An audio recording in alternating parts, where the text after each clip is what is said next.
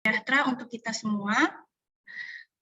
Selamat datang dalam rangkaian acara Research Prepare Form 2 yang merupakan pertemuan kedua kita di hari ini. Research Prepare Form 2 adalah salah satu program kerja rutin yang dijalankan oleh Departemen Keilmuan Hima Digital Public Relation. Tentunya di sini kita semua tahu bahwa sangat penting untuk dapat mengetahui dan memahami berbagai hal yang berkaitan dengan tugas akhir. Nah, maka dari itu, Research Prepare hadir sebagai suatu tempat bagi mahasiswa dan mahasiswi untuk dapat memperoleh wawasan seputar tugas akhir dan hal-hal yang berkaitan dengan topik tersebut, yang tentunya disampaikan oleh para narasumber yang berkompeten di bidangnya. Di saat ini, izinkan saya untuk menyapa beberapa hadirin yang telah menghadiri acara kita di siang hari ini. Yang terhormat, Ibu Hoiria Anggraini S.Ikom M.Ikom, selaku dosen Ketua Pelaksana Research Prepare hari ini. Yang terhormat para pemateri, Ibu Intan Primasari SSI MSI, dan Ibu Marta Tri Lestari SOS MM. Yang terhormat seluruh Bapak Ibu dosen Telkom University dan seluruh para peserta, mahasiswa dan mahasiswi yang telah bergabung dalam acara Research Prepare pada siang hari ini. Perkenalkan, saya Hevenia Angelin selaku MC pada acara kali ini yang akan memandu acara ini dari awal hingga akhir sampai pada penutupan. Pertama-tama, mari kita panjatkan puji syukur kepada Tuhan Yang Maha Esa atas berkat rahmat-Nya serta kesehatan yang telah Ia berikan, kita semua dapat berkumpul bersama untuk menghadiri agenda acara pada siang hari ini. Sebelum kita memulaikan acara kita, marilah kita berdoa agar di acara hari ini dapat berjalan dengan baik dan lancar, serta agenda-agenda selanjutnya dapat berjalan dengan baik. Berdoa sesuai dengan keyakinan dan kepercayaan masing-masing, saya persilahkan.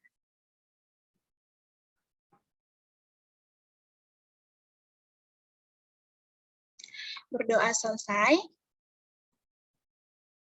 Nah, di dalam acara research kita hari ini, teman-teman, saya ingin mengingatkan ada beberapa rules yang perlu diketahui oleh para peserta. Di antaranya itu yang pertama, para peserta diwajibkan untuk on-cam dan menggunakan virtual background. Yang kedua, para peserta diwajibkan untuk menggunakan format nama, yaitu nama _ asal universitas. Yang ketiga, jika para peserta ingin bertanya kepada narasumber, diharapkan untuk on mic untuk raise hand terlebih dahulu, lalu bisa on mic jika dipersilahkan oleh moderator. Nah, kalau malu bisa juga bertanya melalui via kolom chat Zoom dengan menggunakan formatan nama dosen yang akan ditanyakan _ pertanyaan. Yang keempat, persyaratan untuk mendapatkan sertif minimal harus mengikuti 6 kali pertemuan dan mengisi link absensi tersebut. Nah, itulah beberapa rules yang perlu diperhatikan untuk para peserta research prepare di hari ini. Nah, karena peraturannya untuk wajib on-cam, diharapkan untuk peserta untuk on-cam terlebih dahulu untuk memudahkan proses komunikasi kita dengan narasumber yang sangat kecil hari ini, teman-teman. Jadi, jangan lupa untuk on-cam ya, jika tidak ada kendala. Nah, pada kesempatan kali ini, kita akan mendengarkan opening speech dari Ibu Hoiria Anggraini S.Ikom M.Ikom, selaku dosen Ketua Pelaksana dari Research Prepare. Kepada Ibu Hoiria, saya persilahkan. Baik, terima kasih Hivenia. Terima kasih ya hari ini sudah mengawal acara. Selamat datang kepada seluruh peserta Research Prepare Volume 2 yang hari ini kita akan banyak berdiskusi tentang Digital Public Relation Activity dan Social Media Monitoring Research. Hari ini luar biasa seperti yang disampaikan oleh Hivenia tadi, bahwasanya ada speaker-speaker dan narasumber yang ahli di bidangnya. Bu Marta baru saja selesai menyelesaikan ini ya program doktoral, dan riset yang akan ulasan riset yang akan disampaikan kepada kita hari ini adalah hasil disertasi beliau.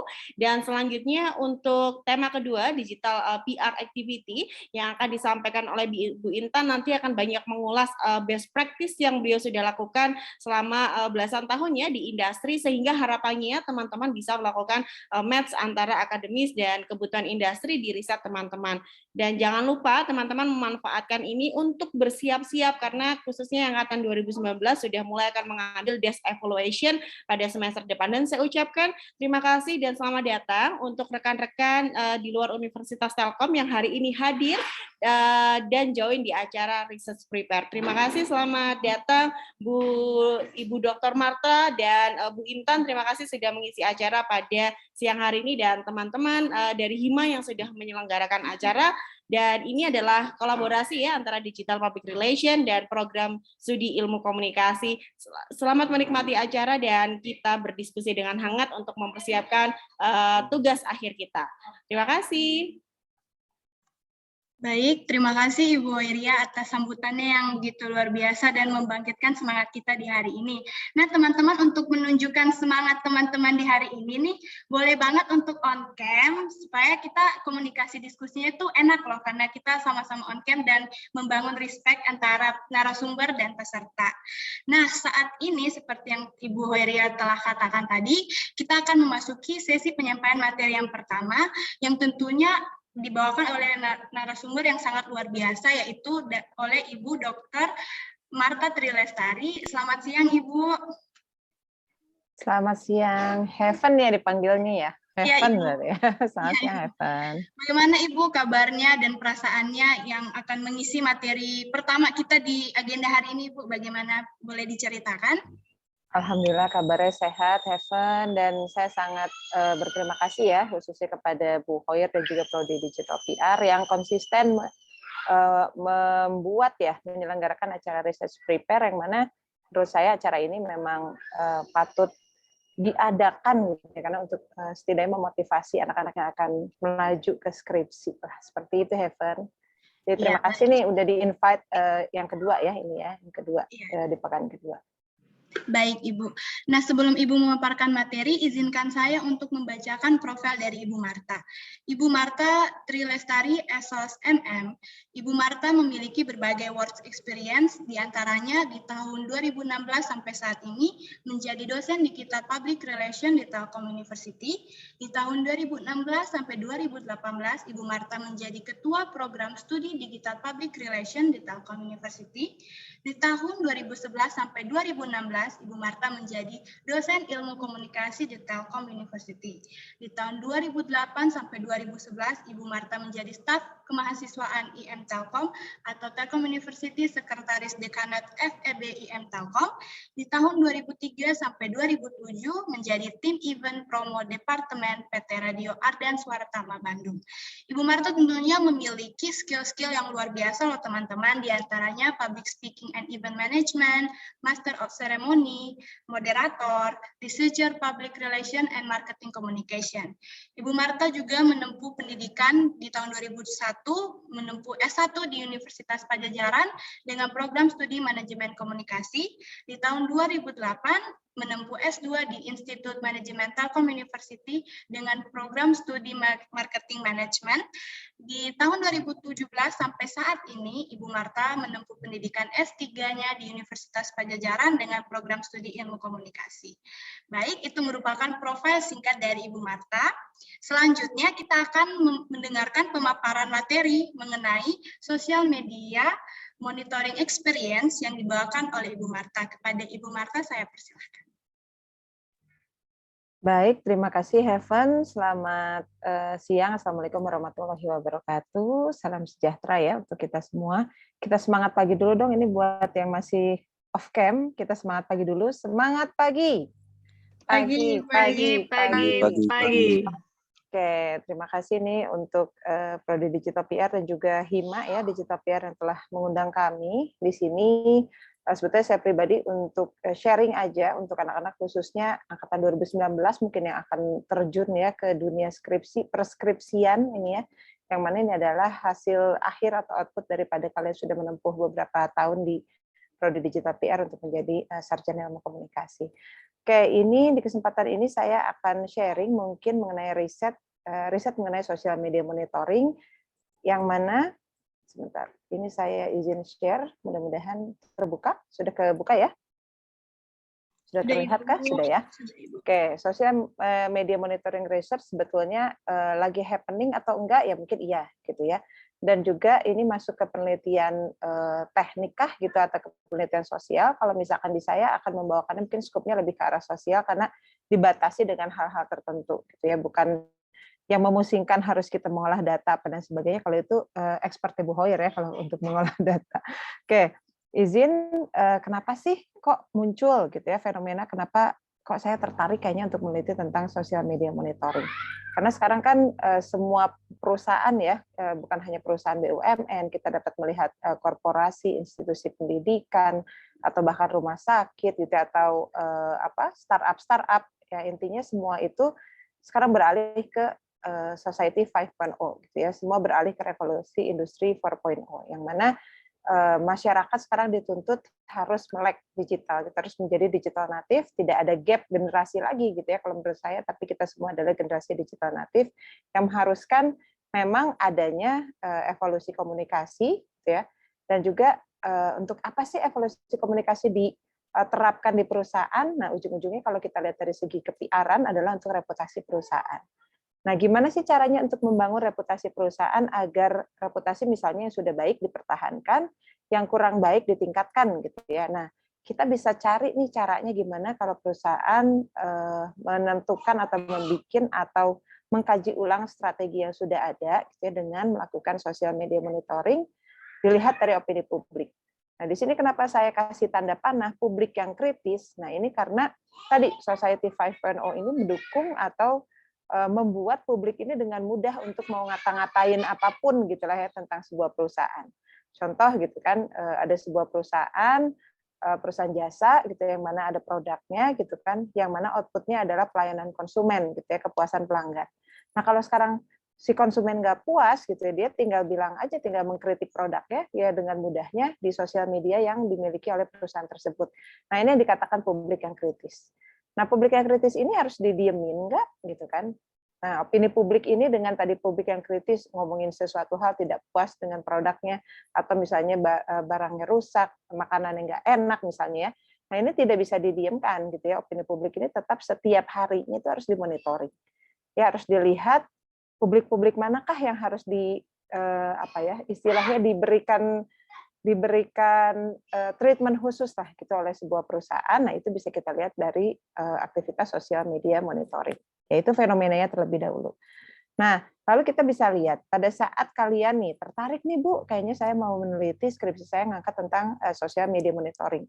Yang pertama kalian harus observasi dulu. Ya, kan kadang ide itu bisa ketemu di mana aja. Kayak misalkan Heaven gitu ya. Ini ada siapa lagi? Diva gitu ya, ada siapa lagi? Gia gitu ya, ada Avi dan lain-lain. Pada saat lagi di jalan bisa dapat tema riset nggak ya, bisa lihat ya. Kadang di jalan kita lagi melihat suatu fenomena, kita nggak kepikiran mau ngeriset apa, di jalan tiba-tiba kita mau observasi sesuatu, kayaknya kepikiran deh saya meneliti ini. Nah, kadang ide itu bisa dari mana aja. Nah, ini saya sharing pada kalian karena ini berdasarkan hasil riset atau observasi saya di lapangan yang sudah saya lakukan, bahwa ternyata sosial media monitoring itu dilakukan di hampir semua unit yang ada di perusahaan, iya. Tapi saya concern-nya di sini melihat di unit corporate communication yang mana menjadi mungkin concern saya ya, karena saya orang Markom dan PR gitu kan. Nah, corporate communication membutuhkan yang namanya social media monitoring, iya. Product image atau tadi kepuasan pelanggan, customer care, perlukah? Sangat perlu. Nah, lalu yang terakhir adalah produk marketing yang kaitannya dengan marketing promo. Bisa dilihatkah sosial media monitoringnya? Bisa. Gitu ya. Jadi dari ketiga unit yang ada di korporasi, boleh nanti mungkin kalian observasi ya, ada beberapa perusahaan yang punya unit Korkom, gitu ya, customer care dan juga marketing promo. Pentingnya apa sih gitu kan untuk di analisis sosial media monitoring perusahaan mereka? Nah, kalau corporate communication tujuannya adalah kita ingin melihat kan ya dari segi korporasinya sebuah perusahaan. Kalau customer care kita ingin melihatnya terhadap pelayanan konsumen. Ya, jadi ada produk gitu kan, lalu misalnya dikomplain, nah lalu pelayanan si perusahaan tersebut kepada konsumen yang mengkomplain produk kita itu seperti apa? Lebih ke layanan konsumen. Dan yang ketiga, marketing communication ini, kenapa sih perlu kita lihat sih opini publik yang masuk kaitannya dengan konten promo gitu kan? Nah, tetap kita harus lihat konten promo ini karena terujungnya adalah tetap sales. Gitu kan ya, ujung-ujungnya adalah tetap sales walaupun di konten marketing promo ini tidak ada jualan atau hard selling, tapi kita hanya memberikan gitu ya konten-konten terkait promo produk yang ada di sebuah perusahaan. Nah, 3 unit ini yang ada di perusahaan atau di institusi pendidikan ya, atau tadi di startup, ini bisa kita lihat nggak sih? Bisa kita media monitoring nggak sih? Selama dia punya media sosial, bisa kita monitoring. Ya bisa kita lihat. Ya intinya di sini bisa social media monitoring, bisa. Di sini saya kasih panah. Yang penting ada ini yang merah, media sosial. Anggaplah kita lihatnya di Instagram deh, gitu kan. Nah, pada saat kita lihat di Instagramnya, ya dengan kita memanfaatkan sosial media monitoring, gitu kan, kita melihat gitu kan, apa aja sih yang dikatakan oleh publik terhadap konten yang hari ini, misalnya konten yang diupload hari ini. Nah, ini ujung-ujungnya adalah kita bisa melihat penanganan feedback-nya. Misalnya, pada saat hari ini saya ingin meneliti Telkom University. Ya, saya mau melihat konten apa yang terakhir diupload oleh Humasnya Telkom University yang ada di Instagramnya Telkom University. Misalnya, oh ternyata tentang asrama nih, gitu, info asrama misalnya. Nah, lalu di info asrama itu ada beberapa misalnya yang berkomentar, misalnya mahasiswa baru nih, kenapa ya saya menanyakan tentang info asrama kok nggak diberikan feedback, kok lambat sekali memberikan feedbacknya, misalnya ada yang seperti itu kan kalau kita secara kasat mata tidak pakai tools aja, tone-nya udah rada nggak enak ya, tone-nya udah ke arah komplain gitu kan. Nah, itu kenapa pentingnya kita melihat atau memonitoring opini publik yang masuk gitu ya. Kita orang humas itu harus jeli gitu kan. Oh, berarti ini harus diberikan feedback. Oh, mohon maaf misalnya pada saat saat ini misalnya kami sedang mengalami maintenance misalnya, atau memang hotline kami mungkin dalam antrian, mohon maaf sebelumnya. Intinya kita meminta maaf, intinya stakeholder ya, baik calon mahasiswa atau orang tua atau sudah diterima di Teliu, mereka semua adalah konsumen, mereka adalah semua stakeholder yang memang harus kita layani gitu kan. Jadi dengan ada yang komplain gitu ya terkait misalnya hotline kok sibuk nggak memberikan feedback. Nah, di media sosial itu kita sebagai orang humas harus memberikan feedback, setidaknya meminta maaf gitu ya, dan juga kalau dia masih belum puas dengan apa yang sudah kita berikan, kita harus gimana sih caranya, kita harus nge-DM, misalnya harus ngejapri gitu ya, lewat Instagram, misalnya seperti itu. Nah, dengan kita melakukan pemanfaatan sosial media monitoring, intinya untuk apa sih manfaatnya? Ya untuk kita lihat gitu sebetulnya positioning perusahaan kita di mana di mata publik ya, gitu, dan juga awareness masyarakat tentang perusahaan kita itu seperti apa. Dan yang terakhir adalah tone-nya, itu yang perlu kita lihat. Apakah semuanya berkomentar tone-nya baik-baik saja gitu ya, tone-nya adalah positif, atau standar aja gitu, netral aja, atau bahkan banyak yang komplain gitu. Kalau saya mengamati ya untuk Instagramnya Teliu aja, kan ada beberapa konten yang di-post gitu, saya melihat ada komen-komennya, kadang komen-komennya tuh lucu-lucu gitu ya, kadang kayak mungkin beberapa tahun lalu saya pernah lihat tentang burung merak yang menghilang dari Telkom University, disambungkan dengan ini itu gitu ya, disambungkan dengan hal-hal yang sensitif. Nah, itu kan kalau misalnya kita lihat secara manual, oh komennya seperti ini, tapi mungkin akan lebih valid jika kita lakukan menggunakan tools. Mungkinnya untuk bantuan tools itu akan lebih menambah validitas dalam riset kita. Oke, kita lanjutkan dulu yang selanjutnya. Nah, kenapa juga kita perlu gitu ya meneliti social media monitoring? Karena faktanya sekarang ya ini ya, di Indonesia itu sudah 10 negara yang pengguna internet terbanyak, itu kan salah satunya adalah Indonesia. Ya, di poin ketiga, di posisi ketiga Indonesia itu menggunakan sosial media terbanyak. Toh berarti sebuah perusahaan itu ya mau nggak mau harus punya wajib ya punya namanya media sosial. Untuk apa? Untuk mengkomunikasikan tadi ya kepada publik.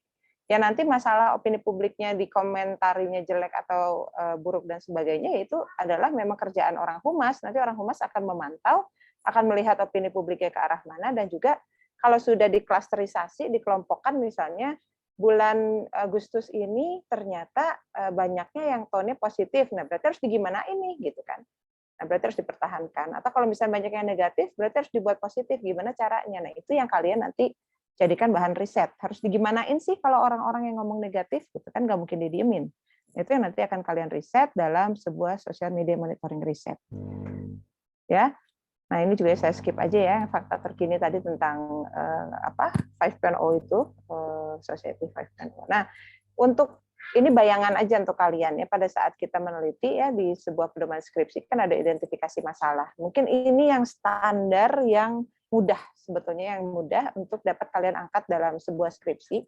Jadi kita nggak usah berpikir, oh sosial media monitoring itu kita harus pakai tools, nanti pusing olah data apa dan sebagainya.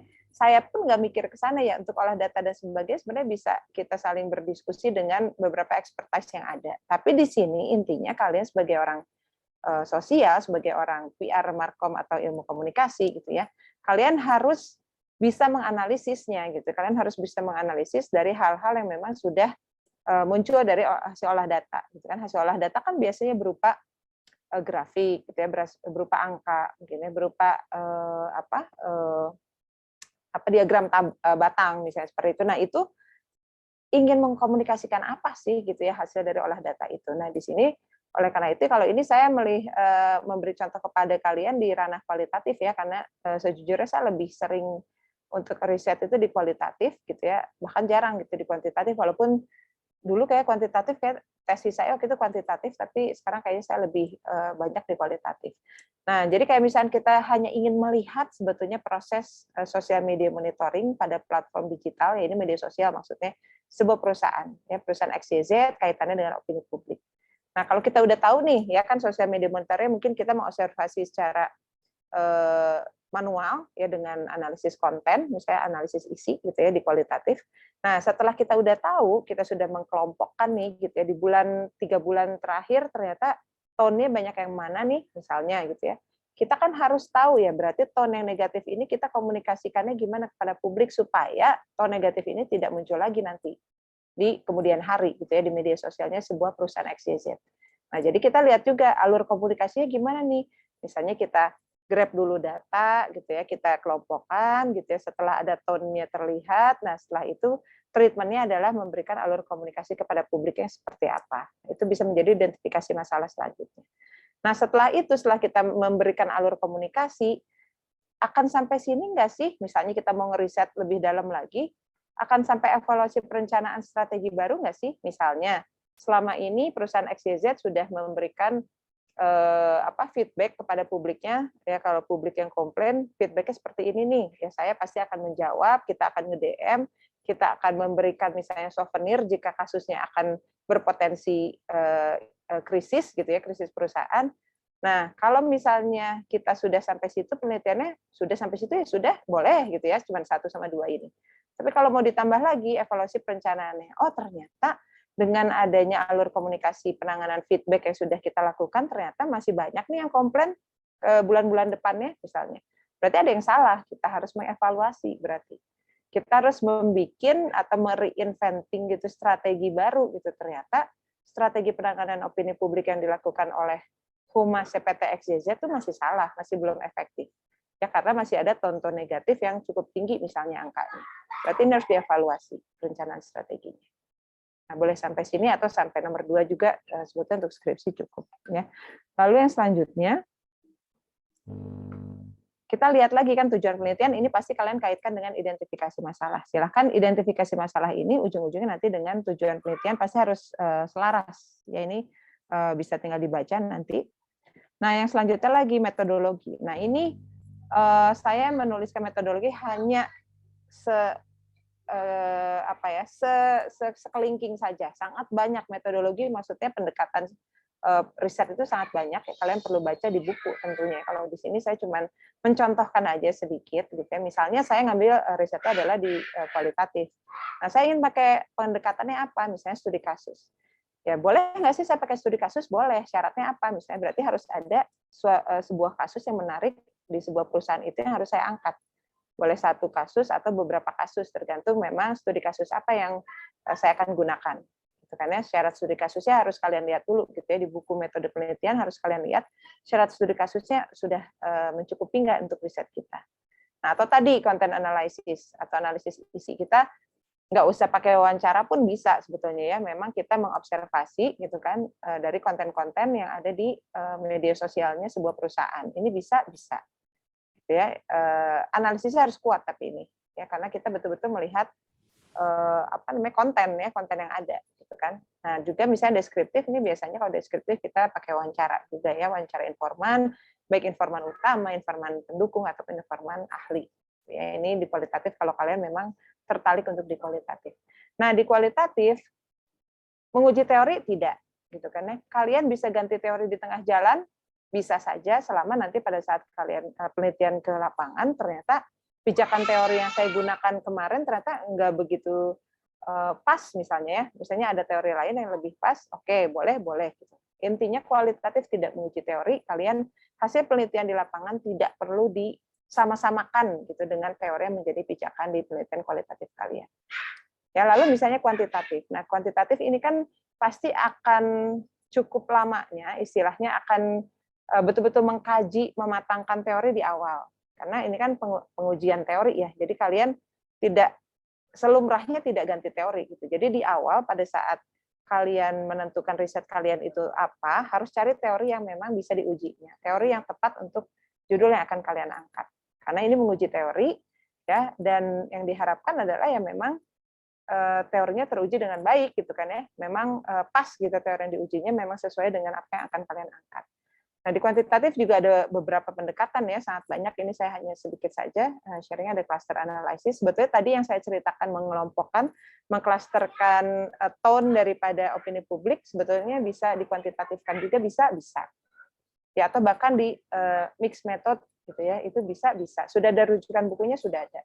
Cuman mungkin masih jarang digunakan atau tetap digunakannya istilahnya kuanti-kuali, padahal implementasinya adalah mixed method.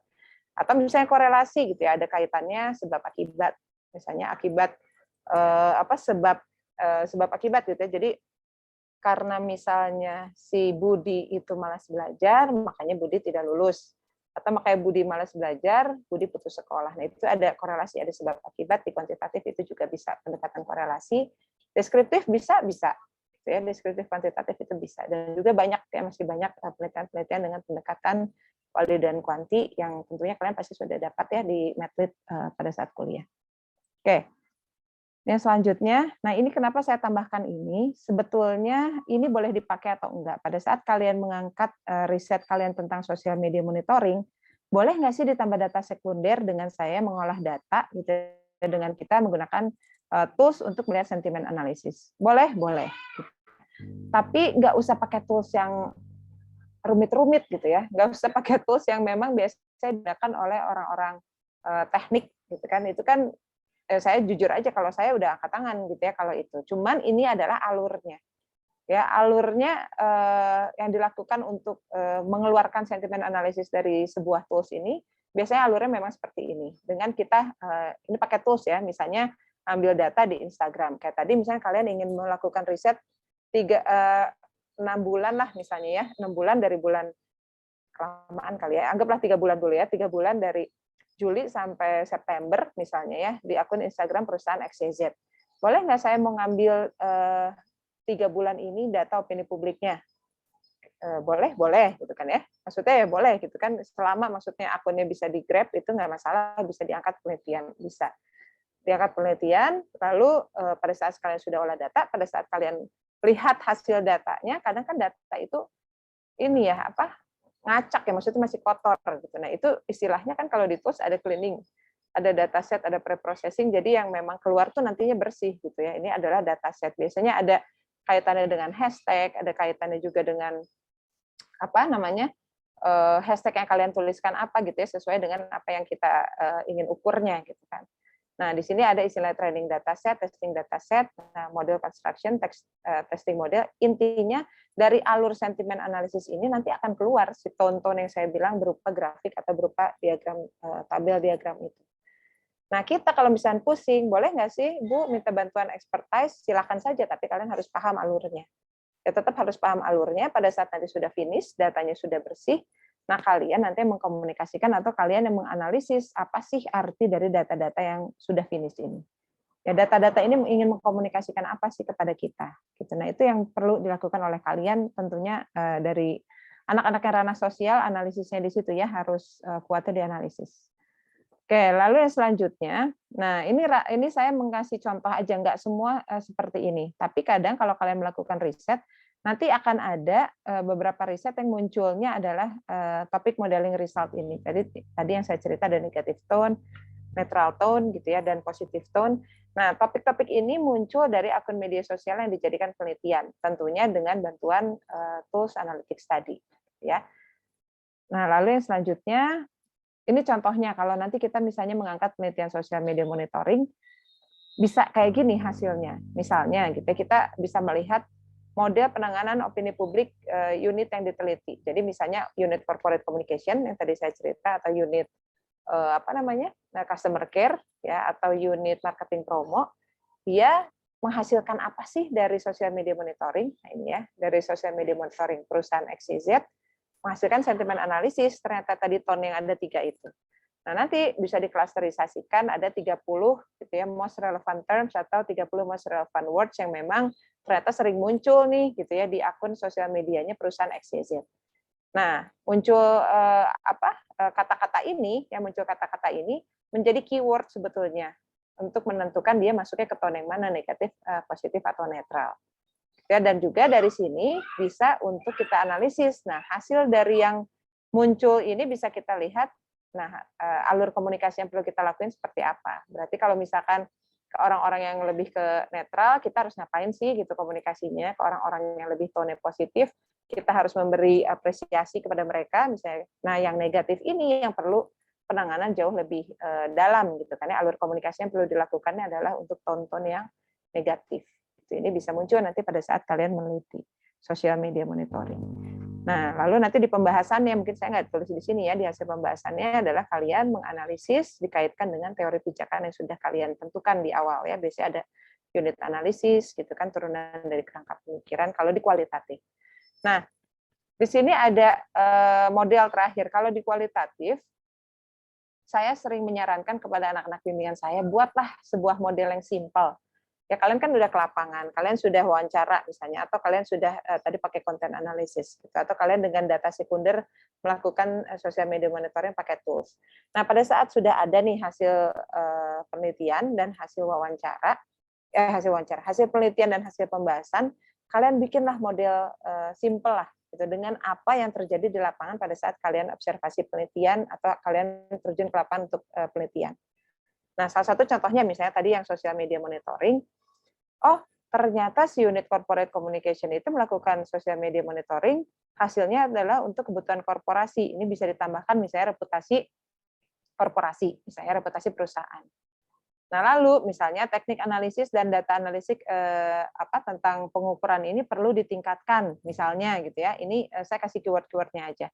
Karena ternyata orang-orang itu lebih sering menyatakan atau mengemukakan opininya memang melalui media sosial gitu. Jadi misalnya teknik analisis dan data analytics ini perlu ditingkatkan. Ya, lalu kebutuhannya untuk evaluasi atau continuous improvement, misalnya ujung-ujungnya seperti itu. Lalu kalau di customer care, kira-kira untuk apa sih? Nah, ini ya misalnya kita melakukan penelitian sosial media monitoring tentang pelayanan konsumen, ujung-ujungnya adalah untuk melihat gitu kan keluhan-keluhan dari publik, dan tentunya untuk penanganan keluhannya secara real time itu harus dilakukan seperti apa treatmentnya gitu ya, dan juga ujung-ujungnya untuk evaluasi atau continuous improvement juga. Nah, kalau di marketing promo di ranah markomnya, untuk apa sih kita melakukan social media monitoring? Misalnya untuk melihat konsistensi konten promonya, karena kan kalau kita memberikan konten promo nggak mungkin cuma seminggu sekali gitu ya, pasti kan konten promo walaupun memang promonya selama 3 hari, tapi setidaknya tiap hari itu ada konten yang memang dinaikkan gitu di media sosial. Nah, misalnya ini konten promonya yang kira-kira engagement-nya lebih tinggi, gitu, banyak yang nge-like, banyak yang suka, itu konten promo yang mana? Itu bisa kita lihat dari sosial media monitoring, gitu kan. Dan yang terakhir sama, ya ini continuous improvement juga. Semuanya adalah untuk continuous improvement dari unit manapun. Oke, itu dibuat model simpelnya lah oleh kalian ya pada saat kalian sudah mendapatkan hasil penelitian dan juga pembahasan di penelitian. Oke, yang selanjutnya, nah yang terakhir ya simpulan dan saran ini bisa kalian lihatnya adalah dari identifikasi masalah. Kalau identifikasi masalah kalian misalnya memutuskannya 3, nah simpulan dan sarannya juga menjawab 3 itu aja, gitu kan.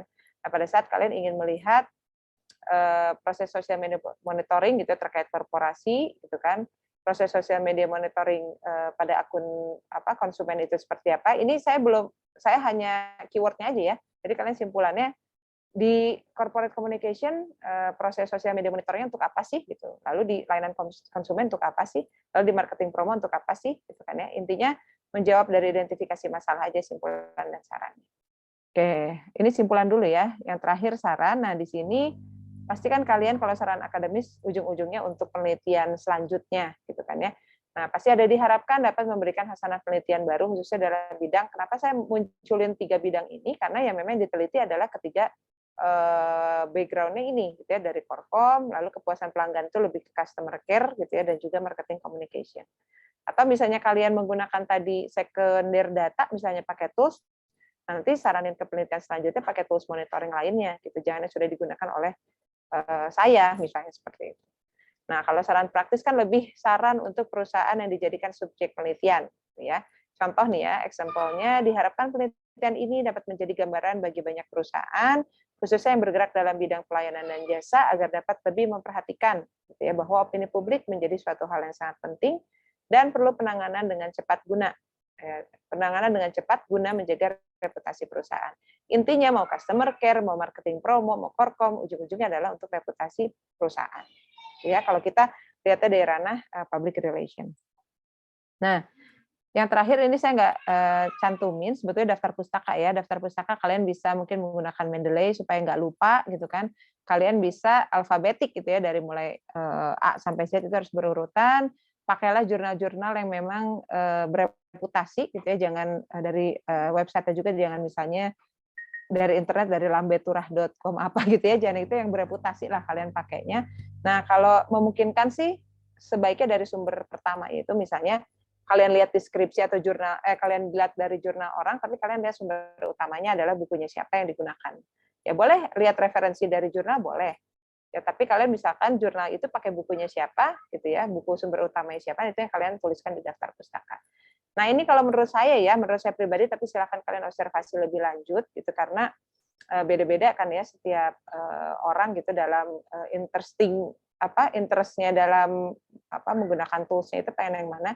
Yang mudah menurut saya sih ini ya, pakai Brand 24. Kalian pun di mata kuliah digital PR 1 mungkinnya udah pernah ada project untuk menggunakan tools monitoring. Nah, tools social media monitoring yang cukup mudah dan cocok digunakan dalam penelitian ranah ilmu sosial. Ini menurut saya pribadi, tapi kalian balik lagi ke kalian masing-masing.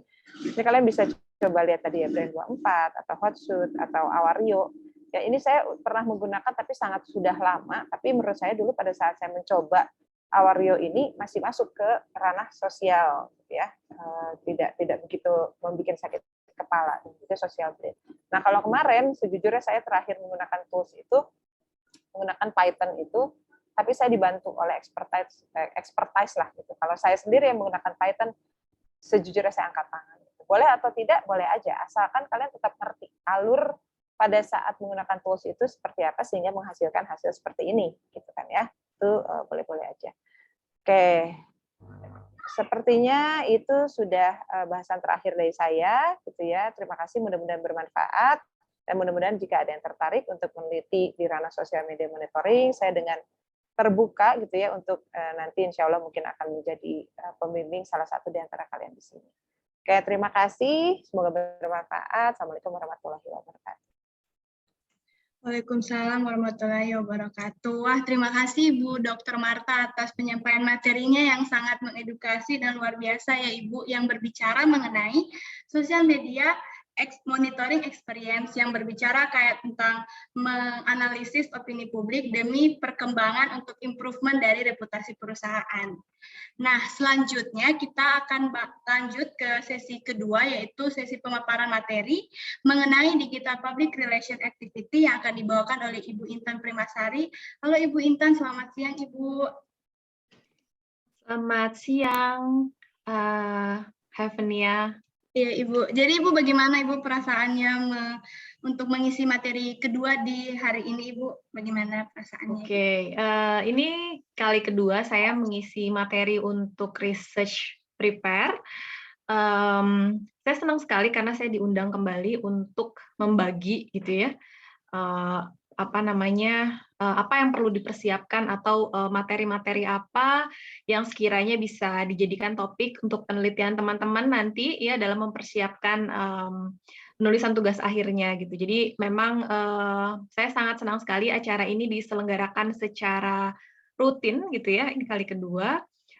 dan akan banyak sekali materi-materi menarik lainnya yang tentunya akan sangat bermanfaat buat teman-teman gitu. Baik, Ibu. Terima kasih, Ibu. Dan sebelum Ibu Intan untuk memaparkan materi, izinkan saya untuk membacakan profil dari Ibu Intan. Ibu Intan Primasari, SSI, MSI. Ibu Intan ini memiliki research interest di corporate communication, PR events, dan marketing public relation. Adapun educational background dari Ibu Intan sendiri, yaitu Ibu merupakan bachelor degree in marketing communication di London School of Public Relations dan magister degree in corporate communication di London School of Public Relations. Ibu Intan ini memiliki berbagai working experience, diantaranya sebagai asisten marketing communication manager Pan Pacific Nirwana Bali Resort di tahun 2009 sampai 2012, menjadi public relation manager di Papandayan Hotel Bandung di tahun 2012 sampai 2015, menjadi dosen LB Prodi Ilmu Komunikasi Fakultas Komunikasi dan Bisnis Telkom University di tahun 2016 sampai 2020, dan menjadi dosen profesional full-time Prodi Digital Public Relation Fakultas Komunikasi dan Bisnis di tahun 2020 hingga saat ini. Baik, itulah merupakan profil singkat dari Ibu Intan. Selanjutnya kita akan mendengarkan pemaparan materi mengenai Digital Public Relation Activity. Kepada Ibu Intan, saya persilahkan. Oke, tadi saya sudah minta tolong untuk Oke. Karena jaringan di tempat saya kurang stabil, jadi saya minta bantuan operator ya.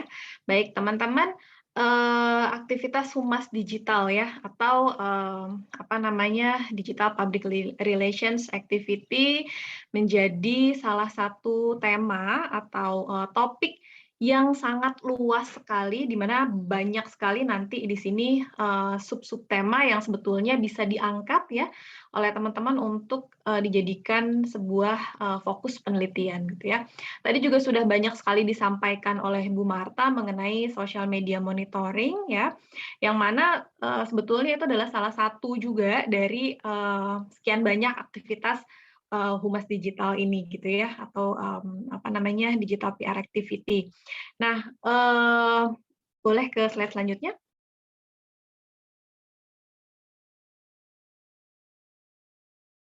Baik, teman-teman, sebelum kita masuk gitu ya, saya mau mencoba membuka dulu sedikit atau merefresh gitu ya, karena sudah beberapa saat nih gitu teman-teman libur gitu ya dari perkuliahan, jadi harus dibangkitkan dulu sedikit gitu ya. Apa sih tantangan terbesar saat ini dalam profesi PR, teman-teman? What is the biggest challenge in public relations saat ini? Kira-kira ada teman-teman yang mau coba menyampaikan ide atau opininya dulu, tantangan terbesar dalam profesi PR saat ini apa sih sebetulnya? Ada? Mungkin yang mau coba? Yang mau coba menjawab mungkin ada?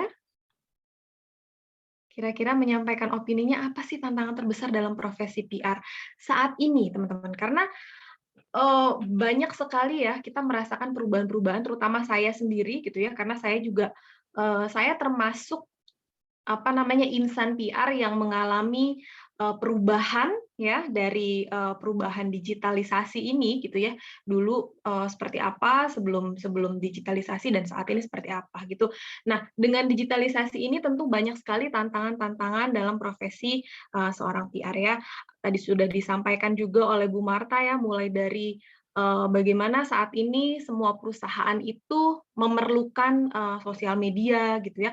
Nah, kemudian dari sosial media itu juga banyak sekali akan timbul berbagai macam permasalahan gitu ya. Nah, itu akan menjadi tantangan seorang PR gitu ya, seorang insan PR dalam organisasi ataupun dalam perusahaan. Boleh ke slide selanjutnya? Nah, saat ini kenapa PR itu berperan sangat penting di era digital, teman-teman? Peran PR di era digital itu, terutama PR perusahaan ataupun organisasi, sangat penting ya, karena PR itu menjadi pihak yang menjadi jembatan komunikasi gitu ya antara perusahaan dan audiensnya atau dengan publiknya. Dan dengan digitalisasi saat ini tentu PR harus sangat mengakrabkan diri gitu ya dengan segala hal yang berbau digital, karena dalam kesehariannya tentu tidak akan terlepas dari hal-hal tersebut ya. Next. Dunia akan terus berubah, teman-teman ya. The world has changed, the world is changing, and the world will continue to change. Saat ini kita mengalami banyak sekali perubahan, dan ke depannya itu akan semakin banyak perubahan-perubahan yang akan kita alami. Next.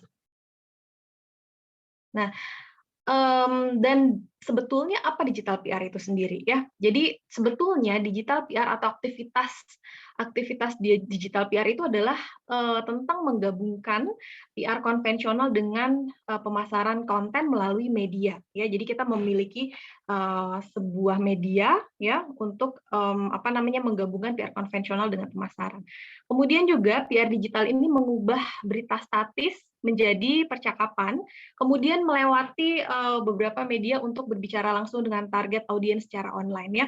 Kalau dulu ketika saya menjadi atau masih bekerja di industri gitu ya, beberapa tahun yang lalu gitu ya, agak berat juga mau bilang berapa belas tahun yang lalu gitu ya, nanti ketahuan nih. Ketahuan nanti angkatannya gitu ya.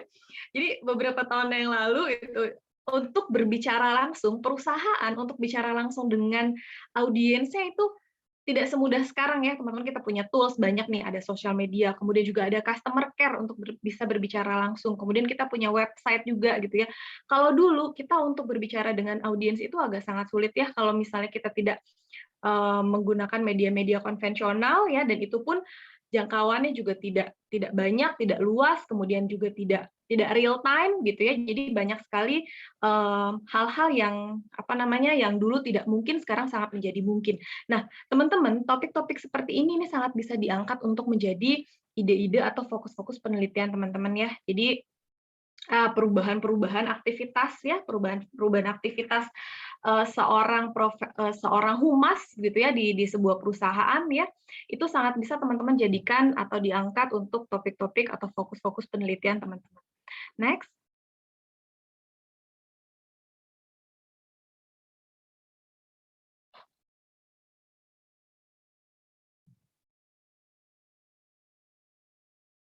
Oke.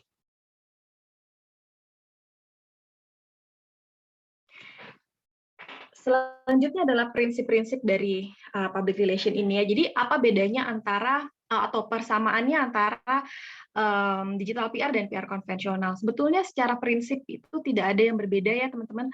Jadi perbedaannya hanya pada PR digital itu teman-teman bisa menjangkau halayak yang lebih besar gitu ya, karena kita memanfaatkan teknologi, dan relevan untuk jangka waktu yang lebih lama karena teman-teman tidak terikat dengan distribusi berbasis cetak tradisional. Ini contohnya gitu ya. Kalau dulu kalau misalnya saya mau bikin press release gitu kan harus melalui media cetak gitu ya. Pakai teknologi fax aja itu udah di tengah-tengah pertengahan saya berkarir gitu, dan itu udah canggih sekali gitu kalau dulu itu ya kita pakai fax. Kalau sekarang kita menyebarkan press release itu cukup dengan kirim email, bahkan beberapa rekan-rekan jurnalis sekarang sudah di chat aja gitu atau minta dikirim via WA saja gitu. Nah, ini juga teman-teman ya media relations digital ini juga bisa teman-teman gali lebih dalam lagi ya untuk dijadikan penelitian ya, topik-topik penelitian, karena ini juga cukup menarik untuk kita kaji, untuk kita telaah ya bagaimana saat ini media relations digital itu sudah bisa menggantikan media relations konvensional, teman-teman ya. Jadi dengan hadirnya teknologi digitalisasi itu sudah memudahkan tugas kita sebagai seorang humas gitu, karena ketika nanti teman-teman sudah terjun ke lapangan gitu ya di industri untuk menjalankan tugas seorang humas itu ada banyak sekali hal yang tentunya harus kita lakukan teman-teman ya, dan teknologi dan digitalisasi ini sangat memudahkan tugas kita terutama ya dalam keseharian begitu. Jadi kalau misalnya teman-teman mau ambil topik aktivitas digital PR misalnya ya, membandingkan antara digital PR saat ini dengan PR konvensional misalnya melalui aktivitas media relations digital gitu ya, itu sangat menarik sekali untuk dikaji gitu ya. Selanjutnya. Nah, teman-teman, digital PR ini sebetulnya tidak jauh berbeda ya dengan PR konvensional ya, tapi kita perlu kreativitas untuk membuat pesan itu tersebar ya. Salah satunya tadi juga adalah bagaimana kita membuat pesan itu semenarik mungkin gitu ya, misalnya dengan menggunakan sosial media gitu dan memanfaatkan sosial media. Ada banyak sekali hal-hal yang sebetulnya bisa kita maksimalkan dari sosial media. Misalnya saja contoh kecil dari Instagram Story gitu ya, masih banyak sekali hal-hal yang sebetulnya bisa kita manfaatkan atau maksimalkan lebih jauh lagi. Misalnya kita pakai fitur GIF di Instagram Story ya, itu masih kalau saya perhatikan gitu, kalau saya amati masih jarang sekali gitu kita memanfaatkan fitur GIF ya untuk dijadikan bagaimana membuat pesan atau konten kita tersebar dengan lebih menarik lagi gitu ya. Kemudian misalnya dengan backlink, dengan swipe up gitu ya, itu juga sebetulnya sangat bisa sekali kita manfaatkan, kita maksimalkan lagi. Kemudian dengan polling gitu ya, itu juga banyak untuk meningkatkan engagement rate gitu ya, dengan polling itu, dengan quizzes gitu, itu banyak sekali. Nah, teman-teman itu juga bisa ya, beberapa waktu yang lalu, jadi gini, mahasiswa bimbingan saya dari beberapa mahasiswa bimbingan skripsi saya itu yang paling sulit adalah menentukan ide atau topik dari penelitian gitu ya. Biasanya butuh waktu berminggu-minggu untuk akhirnya menentukan gitu. Udah ketemu nanti udah menentukan apa terus kemudian ngobrol lagi, berubah lagi gitu ya. Jadi sudah sangat tepat dipersiapkan dari sekarang teman-teman kira-kira nanti mau meneliti apa gitu ya, karena memang kita tidak punya banyak waktu untuk berlama-lama ketika sedang menulis tugas akhir gitu ya. Nah, kembali lagi tadi bahwa banyak sekali hal yang sebetulnya bisa kita jadikan topik penelitian ya. Nah, kemudian perbedaan paling mendasar lagi adalah ranah yang digunakan ya teman-teman. Sudah jelas di sini kita menggunakan media digital sebagai seorang PR yang yang saat ini sudah bergerak ke digitalisasi gitu ya, aktivitas digital PR. Kemudian PR konvensional menggunakan media relations untuk menyebarluaskan konten, sementara digital PR saat ini menggunakan internet ya untuk menyebarluaskan konten gitu. Kalau dulu betul sekali PR itu sangat mengandalkan networking ya, bukan berarti saat ini tidak gitu. Jadi kalau dulu itu PR sangat mengandalkan networking. Jadi kerjaannya setiap hari tuh seolah-olah tuh cuman nongkrong-nongkrong, ngobrol-ngobrol gitu ya dengan teman-teman jurnalis, karena begitulah media relations-nya dibangun gitu ya pada saat itu. Tapi kalau saat ini kita bisa menggunakan internet untuk menyebarluaskan informasi, kemudian juga update-update tentang perusahaan atau tentang organisasi kita gitu ya, di mana kita bernaung. Nah, sehingga itu juga menjadi hal yang sangat menarik untuk dikaji teman-teman, bagaimana saat ini seorang PR itu memanfaatkan atau memaksimalkan penggunaan internet ya untuk menyebarluaskan konten atau informasi yang perlu disampaikan kepada audiensnya ya. Next-nya. Nah, kemudian bagaimana perkembangan digital PR versus PR konvensional. Perkembangan teknologinya ini memasuki revolusi industri 5.0. Perkembangan teknologi ini terus berkembang ya, teman-teman, tentunya semakin ke depan nanti semakin banyak lagi perkembangan yang tentunya kita harus adaptif ya sebagai seorang insan PR gitu ya.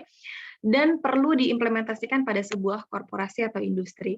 Dan kemudian kemunculan media sosial ini ya melakukan evaluasi melalui social media monitoring, tadi sudah dibahas secara rinci oleh Bu Marta ya mengenai social media monitoring yang merupakan salah satu aktivitas dari digital PR ini dengan tools sosial media yang sudah tersedia ya. Selanjutnya. Nah, kemudian kalau misalnya kita telah kembali kenapa harus digital ya. Jadi teman-teman, kita semua menyadari bahwa perkembangan internet itu sudah telah membantu penyebarluasan informasi secara cepat, benar nggak ya? Kita bisa tahu ada kejadian apapun di belahan dunia manapun, itu karena kita melihat pemberitaan atau informasi yang ada di internet ya. Kehadiran internet ini sudah mengubah cara masyarakat dalam berkomunikasi, ya ini menjadi sebuah fenomena juga gitu ya, sehingga memudahkan PR untuk menyebarluaskan pesan yang ingin disampaikan. Nah, teman-teman kalau misalnya kita lihat di sini banyak juga topik yang bisa diangkat dari sini, dari kehadiran internet ini merubah cara atau pola komunikasi ya dari masyarakat, kemudian memudahkan juga bagi PR untuk menyebarluaskan pesan yang ingin disampaikan ya. Jadi kita menggunakan berbagai macam media atau platform-platform digital ya untuk menyebarluaskan informasi yang ingin kita sampaikan kepada audiens kita. Jadi sebetulnya dengan digitalisasi ini membantu, jadi memudahkan tugas kita sebagai seorang humas ya untuk menyebarluaskan informasi secara tepat, secara akurat. Kenapa akurat? Karena kita sendiri seorang humas adalah sumber informasi yang kredibel. Betul ya, kita sebagai seorang humas adalah sumber informasi yang paling kredibel, sehingga kalau misalnya kita sendiri yang menyebarluaskan informasi itu bisa bisa dikatakan hampir 100% akurat gitu ya, karena tidak ada tidak ada pihak ketiga gitu ya yang mencampuri penyebarluasan informasi ini gitu. Apalagi kalau misalnya disebarkannya melalui platform yang memang official gitu ya, dari website mungkin ya, atau dari akun sosial media official dari perusahaan-perusahaan gitu ya. Dan itu akan membantu berkurangnya terjadinya atau meminimalisir terjadinya krisis di masa datang gitu ya, dari hoax dan lain-lain. Jadi kita sudah bisa langsung mengklarifikasi sendiri secara langsung gitu ya. Jadi dengan adanya platform-platform digital ini memudahkan kita untuk melakukan klarifikasi gitu ya. Selanjutnya.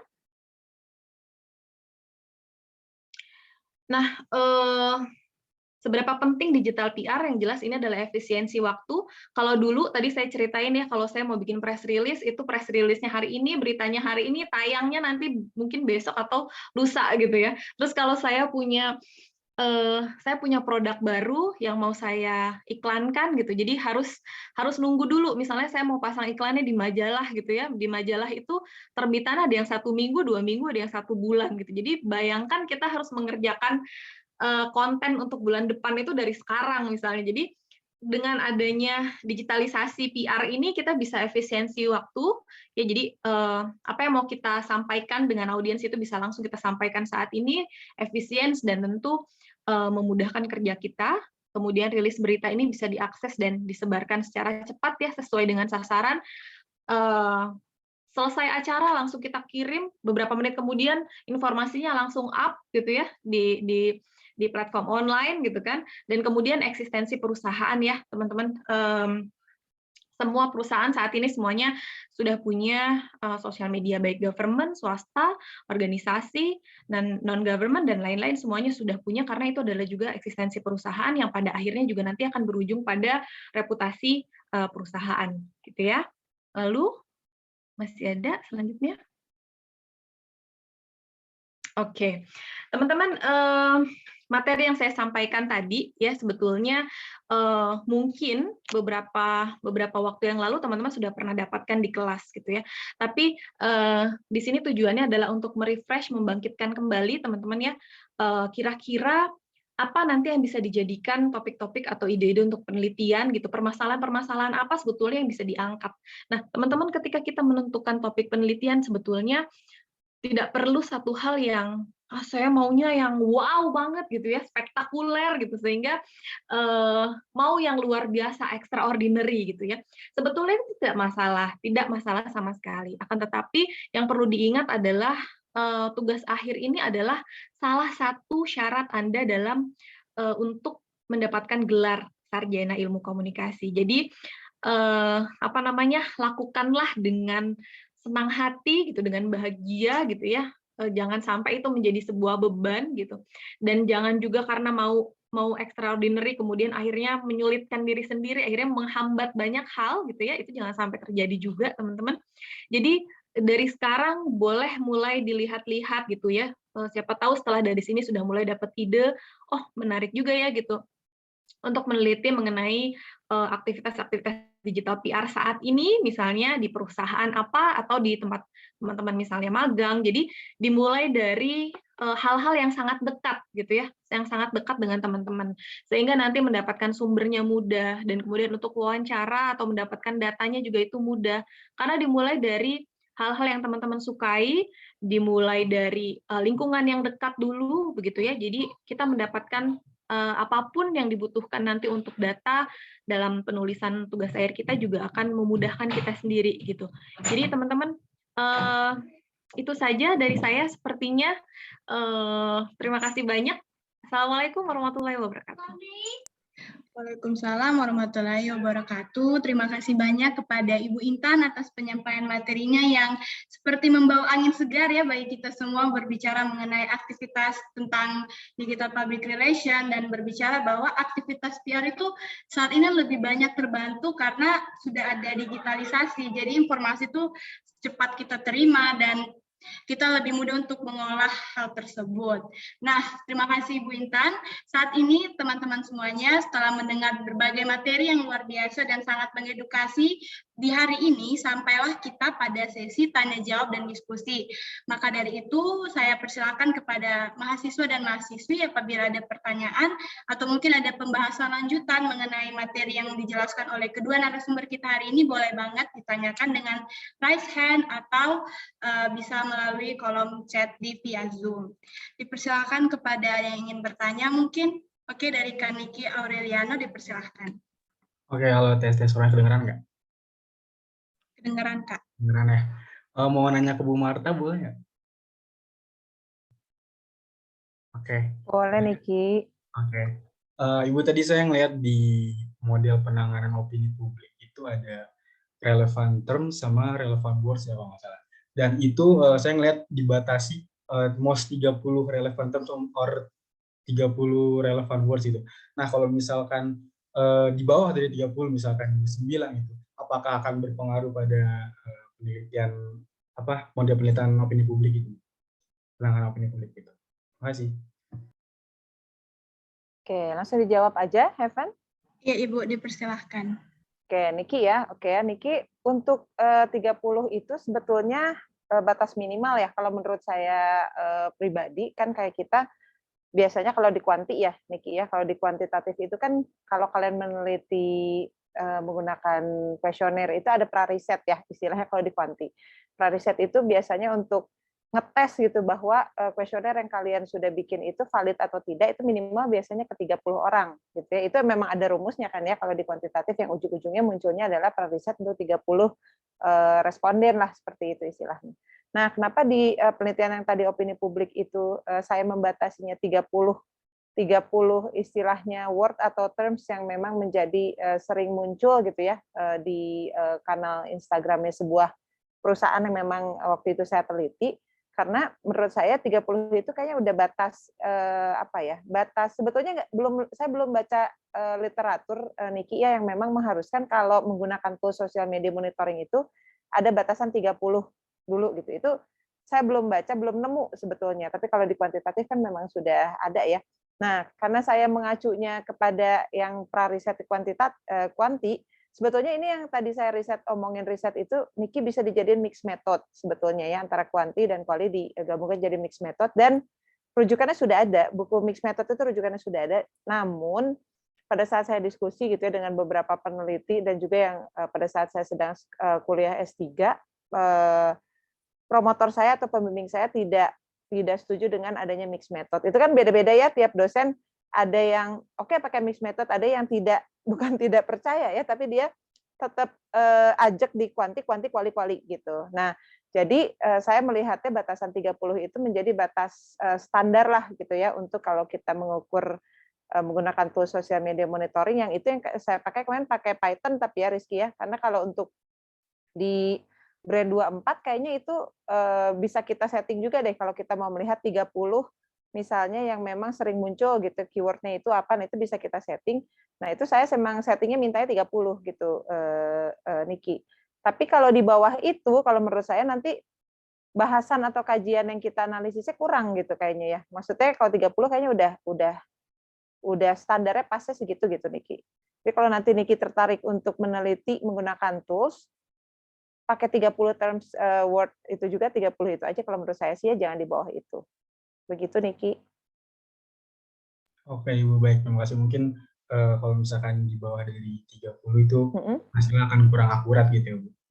Nah, dibilang akurat atau tidak sebetulnya misalnya 15 lah ya, misalnya 15, tapi kalau analisis kita kuat ya, analisis kita maksudnya bisa dalam, bisa kuat dari 15 itu kan sebenarnya untuk skripsi sih kalau menurut saya masih oke-oke aja gitu. Cuman saran saya sih lebih banyak yang dimuncul, maksudnya lebih banyak yang kita setting misalnya 30 yang muncul itu apa aja, lebih kaya datanya buat kita gitu. Jadi kita menganalisisnya pun lebih apa ya, lebih kaya gitu, lebih kaya data gitu Niki. Itu dibandingkan di bawah daripada 30. Gitu sih Niki, kurang lebih. Oke, mudah-mudahan tertarik ya.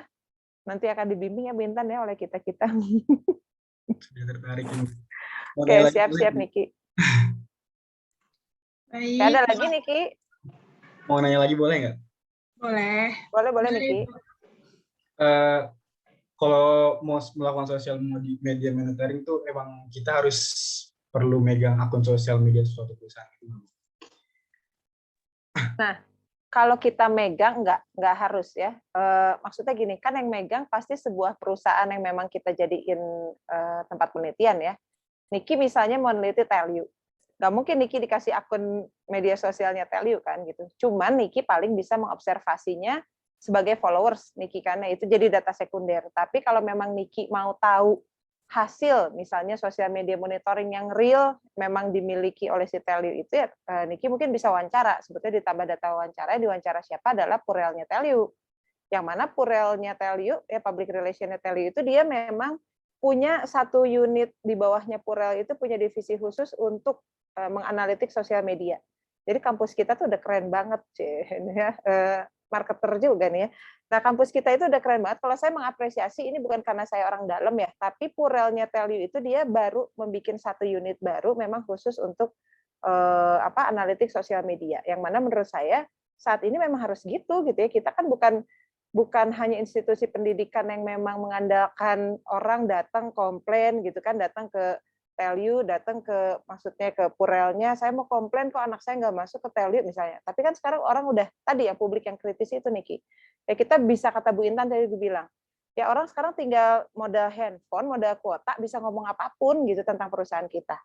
Kita mau ngomong jelek, mau ngomong bagus gitu kan, itu kan sebetulnya jadi suatu hal yang memang harus diperhatikan oleh seorang public relation. Jadi nggak perlu kita yang pegang gitu karena agak susah juga kalau kita yang pegang. Tapi kita mengobservasi dari kita sebagai followers itu boleh-boleh aja. Nah, mengobservasi sebagai followers dan menggunakan tools, tapi baiknya memang disertai wawancara. Karena kalau misalkan tidak, sebetulnya validitasnya lebih kuat kalau kita ada wawancara ya. Karena kita kan meng-cross check juga, oh kalau dari yang megang toolsnya, yang megang sosial medianya seperti apa. Karena kalau kita sendiri yang mengolah, kita yang menerka-nerka, ada kemungkinan beda data dengan yang dipegang oleh perusahaannya, pasti ada beda data. Makanya mungkin baiknya di cross check dengan wawancara juga gitu Niki. Gitu Niki. Cukup terjawab kah? Cukup terjawab sekali Bu. Oke, thank you Niki. Oke, baik. Mungkin ada yang ingin bertanya lagi, boleh langsung raise hand, atau ada yang masih malu-malu, bisa langsung ditanyakan di kolom chat dengan format nama dosen yang ingin ditanyakan _ pertanyaan. Nah, ayo teman-teman yang ingin bertanya, ini soalnya materinya lumayan sangat luar biasa loh soalnya. Boleh diisi anak PR sih nggak boleh malu-malu, Hevenia. Masa anak PR malu-malu ya? Nanti rugi loh. Rugi ya udah senyum-senyum nih anak wali saya.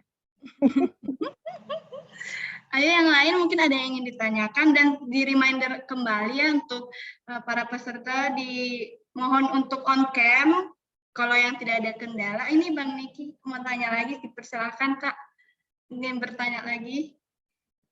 Oke, mau nanya lagi. Tadi mumpung Ibu Marta mention ini ya, anak PR nggak boleh malu. Saya mau nanya ke Bu Intan sih sebenarnya. Jadi Bu Intan kan ngebahas tentang digital PR dan PR konvensional ya. Dan kita tahu sekarang kita fokusnya ke digital PR karena mengikuti revolusi industri ya 4.0 gitu, digitalisasi. Nah, menurut Ibu Intan dan Bu Marta deh, kira-kira dengan munculnya digital PR ini, akan ada nggak sih regresi calon sumber daya PR nanti? Karena kan kita terlalu mungkin nyaman ya di media sosial, sedangkan di PR konvensional itu kita bisa terjun langsung gitu. Maksudnya pengalaman lapangannya lebih besar dibandingkan digital PR. Nah, menurut Ibu Intan dan Bu Marta, akan ada regresi nggak sih ada untuk sumber daya calon PR nanti gitu? Terima kasih. Boleh langsung dijawab oleh Ibu Intan dulu. Persilakan Ibu. Oke, Niki, menarik ya pertanyaannya. Jadi, gimana ya saya bisa bilang? Jadi sebetulnya memang tanpa kita sadari, memang pasti ada gitu ya. Jadi aktivitas-aktivitas kita itu banyak sekali sudah tergantikan gitu ya, sudah kegiatan gitu sudah banyak sekali tergantikan dengan adanya teknologi ini gitu ya. Tentu secara kualitas SDM mungkin kalau PR yang sudah memang lebih senior gitu dibanding dengan PR sekarang, tentu ada kualitas yang berbeda gitu ya dari segi SDM-nya. Tapi semua itu tentu ada dua sisi ya, ada sisi positif, ada sisi negatifnya gitu. Kalau misalnya semakin ke depan nanti maka semakin banyak perubahan-perubahan ya dalam teknologi, dalam digitalisasi. Tentu yang pertama kita juga SDM atau insan PR itu dituntut untuk lebih adaptif ya, lebih mudah menyesuaikan diri dengan perkembangan teknologi yang terbaru. Tentunya itu juga nanti untuk menyesuaikan permasalahan atau semua aktivitas yang akan kita jalani, yang akan kita lalui gitu ya. Nah, tapi kalau misalnya menurut saya sendiri, menurut saya pribadi gitu ya, karena memang saya juga sudah mengalami ya dari mulai perubahan bagaimana zaman dulu sampai sekarang ini gitu ya. Ya kita tidak bisa menentang perubahan dari teknologi ya. Yang bisa kita lakukan adalah kita menyesuaikan dan bagaimana kita memanfaatkannya, mengaplikasikannya, mengimplementasikannya dengan baik, dengan maksimal, dan kita sebagai teman-teman, sebagai calon-calon insan PR profesional juga harus tahu batasan-batasannya, kemudian juga bagaimana memanfaatkannya gitu. Jadi jangan sampai disalahgunakan gitu ya hal-hal tersebut gitu. Begitu Niki. Baik, mungkin selanjutnya di Ibu Marta boleh memaparkan pendapatnya juga karena kan Niki tanya Ibu Intan dan Ibu Marta. Kepada Ibu Marta dipersilakan. Oke, Niki ya, pertanyaannya kritis. Nah, ini publik yang kritis ya, salah satunya adalah Niki. Kita akan tergantikan oleh robot. Enggak Niki. Ini saya juga pengen ketawa ya sebetulnya. Sekarang kan PR dan artificial intelligence. Kita akan tergantikan kah gitu ya? Kan pasti kalian kalau coba baca artikel gitu itu kadang sangat diperbuas gitu kan ya, bahwa artificial intelligence akan menggantikan beberapa profesi yang ada gitu kan. Salah satunya misalnya adalah PR lecture pun ya, dosen kita ya Bapak Ibu Intan. Itu akan ada tergantikan, ceritanya begitu ya katanya gitu kan.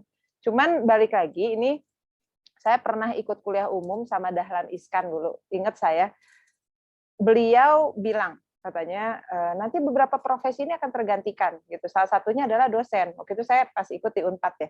Salah satunya adalah dosen katanya. Karena nanti akan tergantikan oleh artificial intelligence. Terus dia mengemukakan bahwa kan kayak sekarang di negara-negara maju gitu kan, kayak di Jepang gitu ya. Kalau kalian bisa lihat di depan restorannya, kita kan jangan kan di Jepang lah, di Bandung di Jalan Tubagus Ismail kali ya, ada sebuah restoran yang waiternya sekarang pakai robot. Anak saya seneng gitu kan, maksudnya kan lucu ya, maksudnya kita pesen terus yang datangnya robot, terus kita ngambil sendiri sebetulnya si gelasnya dan sebagainya. Nah itu kan bagian dari perkembangan sebetulnya tadi regresi PR itu. Nah PR akan tergantikan nggak, kata Niki tadi nanya ke saya sependapat sebetulnya sama salah satu profesor yang ada di Unpad pada saat Dahlan Iskan akan bilang bahwa profesi akan tergantikan, salah satunya adalah petugas tol, itu kita udah bisa lihat ya diganti sama e-tol. Lalu dosen kata nanti akan tergantikan, itu langsung dibantah sama salah satu profesor komunikasi yang ada di Unpad. Tidak ada profesi dosen itu tidak akan digantikan oleh artificial intelligence. Ya, kita sekarang anggapnya ya dosen atau misalnya seorang PR atau ada pekerjaan-pekerjaan yang memang berkembang, digantikan istilahnya kita manusia yang mengerjakan pakai digital PR tadi gitu ya. Jadi beralih ke digital PR lebih mudah. Tapi kita tidak akan tergantikan secara 100%. Karena memang PR itu kan relasi ya, Niki ya. Kita kan public relation, betul-betul relasi itu kalau memang hanya di dunia maya, kayak sekarang saya merasakan kita ketemu di Zoom, ya apalagi saya sama Gia dan kawan-kawan, ya anak wali saya 2020, belum pernah perwalian secara langsung. Itu engagement atau kehangatannya nggak muncul. Beda sama yang saya pernah misalnya perwalian dengan angkatan 2012, angkatan 2016 yang kita udah foto di Yonas dan sebagainya, itu kan lebih kerasa, engagement-nya lebih kerasa. Nah, kalau pekerjaan seorang PR menurut saya pun sama, Niki. Kita boleh beralih ke digital PR, kita beraktivitas, tadi Bu Intan sudah bahas, media relation lebih gampang gitu ya. Sekarang kita kirim ke wartawan, misalnya ke media, tinggal pakai rilis lewat soft file, mereka akan naikin dan sebagainya, itu memudahkan kita, iya. Tapi di samping itu kita tetap harus membuat misalnya aktivitas media relation yang mana kita undang media hadir gitu ya. Kalau ya sekarang kita lihat tingkat COVID ya, kalau membicarakan COVID gitu kan, media relation itu media diundang hadir, misalnya pada saat buka bersama, hadir, kita ngobrol, ya lalu kita silaturahmi apa dan sebagainya, itu tetap harus ada. Gitu. Jadi aktivitas PR konvensional nggak bisa hilang kalau menurut saya. Ya, jadi tetap harus dilakukan karena kehangatan itu tidak bisa digantikan oleh mesin ya, oleh robot atau artificial intelligence, tapi dukungan pekerjaan seorang PR menjadi seorang digital PR didukung oleh artificial intelligence itu sangat perlu gitu. Tapi tanpa mengesampingkan PR konvensional. Jadi kalau menurut saya itu sih, Niki, terlepas nanti sudah tidak pandemi ya, PR konvensional tetap harus ada kalau menurut saya sih ya. Gitu Niki. Siap Ibu, berarti kondisi sekarang itu terjadi karena ada pandemi aja gitu ya Bu ya. Betul. Daripada kita diem, daripada kita PR yang nggak ngapa-ngapain ya tetap ya dituntut harus menyesuaikan dengan keadaan pandemi ini. Begitu Niki. Oke, sama-sama. Oke, baik. Mungkin masih ada lagi yang ingin bertanya kepada Ibu Marta, kepada Ibu Intan. Dipersilakan untuk raise hand, lalu bisa on mic, atau yang lain juga kalau masih malu untuk bertanya ya, walaupun kita PR yang seharusnya tidak malu-malu, kata Ibu Marta. Ya, ini sudah ada pertanyaan dari Kak Gianisa. Untuk Kak Gianisa boleh untuk on mic. Oke, baik. Selamat siang untuk Ibu Intan dan Bu Marta. Sebenarnya terima kasih banyak atas penyampaian materi yang luar biasa. Mungkin tadi Niki sempat bahas ke sana, tapi mungkin saya akan balik ke poin tugas akhirnya, Ibu. Tadi disampaikan juga sama Bu Marta bahwa sosial media monitoring itu ada 3 bahan observasi ya, Bu. Ada di opini publik terhadap identitas company dan lainnya ya, Bu. Nah, dari ketiga hal tersebut, di mana ya, Bu, observasi yang dirasa paling efektif dengan perkembangan atau dengan aktivitas dari public relation di saat ini, Bu? Itu mungkin pertanyaan yang saya ajukan. Terima kasih sebelumnya. Oke, Gia, terima kasih ya. Kalau observasi sebetulnya tidak matok di 3 yang tadi, gitu ya. Itu tadi saya memberikan contoh sih, Gia ya, bahwa social media monitoring riset itu bisa dilakukan di beberapa unit perusahaan gitu. Yang saya pernah observasi, ternyata yang menarik tuh satu di unit Forkom, satu di unit customer care yaitu layanan konsumen, dan juga di marketing promo gitu kan ya. Karena tadi ada beberapa paradigma atau hal yang berbeda. Sebetulnya mereka sama-sama melakukan social media monitoring, ujung-ujungnya untuk reputasi perusahaan. Sama gitu. Cuman penanganan opini publik yang mereka lakukan masing-masing unit itu punya kekhasan sendiri-sendiri. Makanya cocoknya itu kalau misalkan dengan adanya kekhasan sendiri-sendiri itu cocoknya untuk ke kualitatif studi kasus gitu kan ya. Yang mana misalnya corporate communication karena dia kebutuhannya untuk korporasi, dia lebih menangani opini publik yang kaitannya dengan korporasi, yaitu misalnya tentang CEO-nya sebuah perusahaan misalnya. Terus ada juga isu-isu yang dapat membuat kritis, misalnya nih ya contohnya CEO perusahaan XYZ gitu kan terlibat korupsi misalnya. Nah, itu kan lebih ke korporasi. Gitu kan. Nah, itu yang mereka harus tangani, kira-kira kalau ada isu itu, lalu ada orang membahas gitu ya, publik membahas tentang isu itu, nah itu yang harus dimonitoring, harus sampai mana sih penanganannya kepada publik ini gitu kan. Kadang kan publik ada yang berpotensi untuk menyebarluaskan lebih jauh lagi gitu ya, yang membuat potensi perusahaan menjadi krisis gitu kan. Nah, itu yang dari segi korporasi, Gia. Nah, lalu yang tadi customer care itu lebih ke layanan pelanggan. Rata-rata biasanya ini perusahaan pelayanan jasa yang ada produknya. Misalnya tadi ya, gimana sih saya pakai katanya dalam seminggu saya akan dalam seminggu akan ada khasiatnya, tapi ternyata kok enggak gitu kan. Terus dia komplain tuh. Nah, itu kan lebih ke kepuasan pelanggan. Nah, dari customer care itu atau kepuasan pelanggan di layanan konsumen itu penanganannya seperti apa? Karena itu kan lebih ke ujung-ujungnya sales juga gitu kan ya. Kalau misalkan orang nanti bilang produknya tidak baik, produknya tidak oke, nanti ujung-ujungnya nggak laku. Gitu. Lalu yang marketing promo, walaupun dia lebih melihat engagement konten yang mereka berikan, ya engagement kontennya doang, konten promo. Karena kan ini balik lagi, marketing promo itu di ranah markom itu dia adalah soft selling, bukan hard selling yang mengharuskan harus ada penjualanan. Nah, di sini mereka ngelihatnya engagement-nya dia. Jadi dari misalnya satu konten yang dikirimkan hari ini, diupload hari ini ya tentang misalnya bundling produk gitu kan, itu engagement-nya tinggi nggak? Komennya kayak gimana? Nah, itu dimonitoringnya di hal seperti itu. Nah, ujung-ujungnya semua kan akan terintegrasi untuk menjadi reputasi perusahaan gitu, dan juga gimana sih per unit ini cara penanganan feedback-nya. Ya, alur komunikasi mengkomunikasikan kembali kepada publik itu kayak gimana sih? Tiap unit kan pasti beda-beda, punya cara tersendiri sesuai dengan kebutuhan.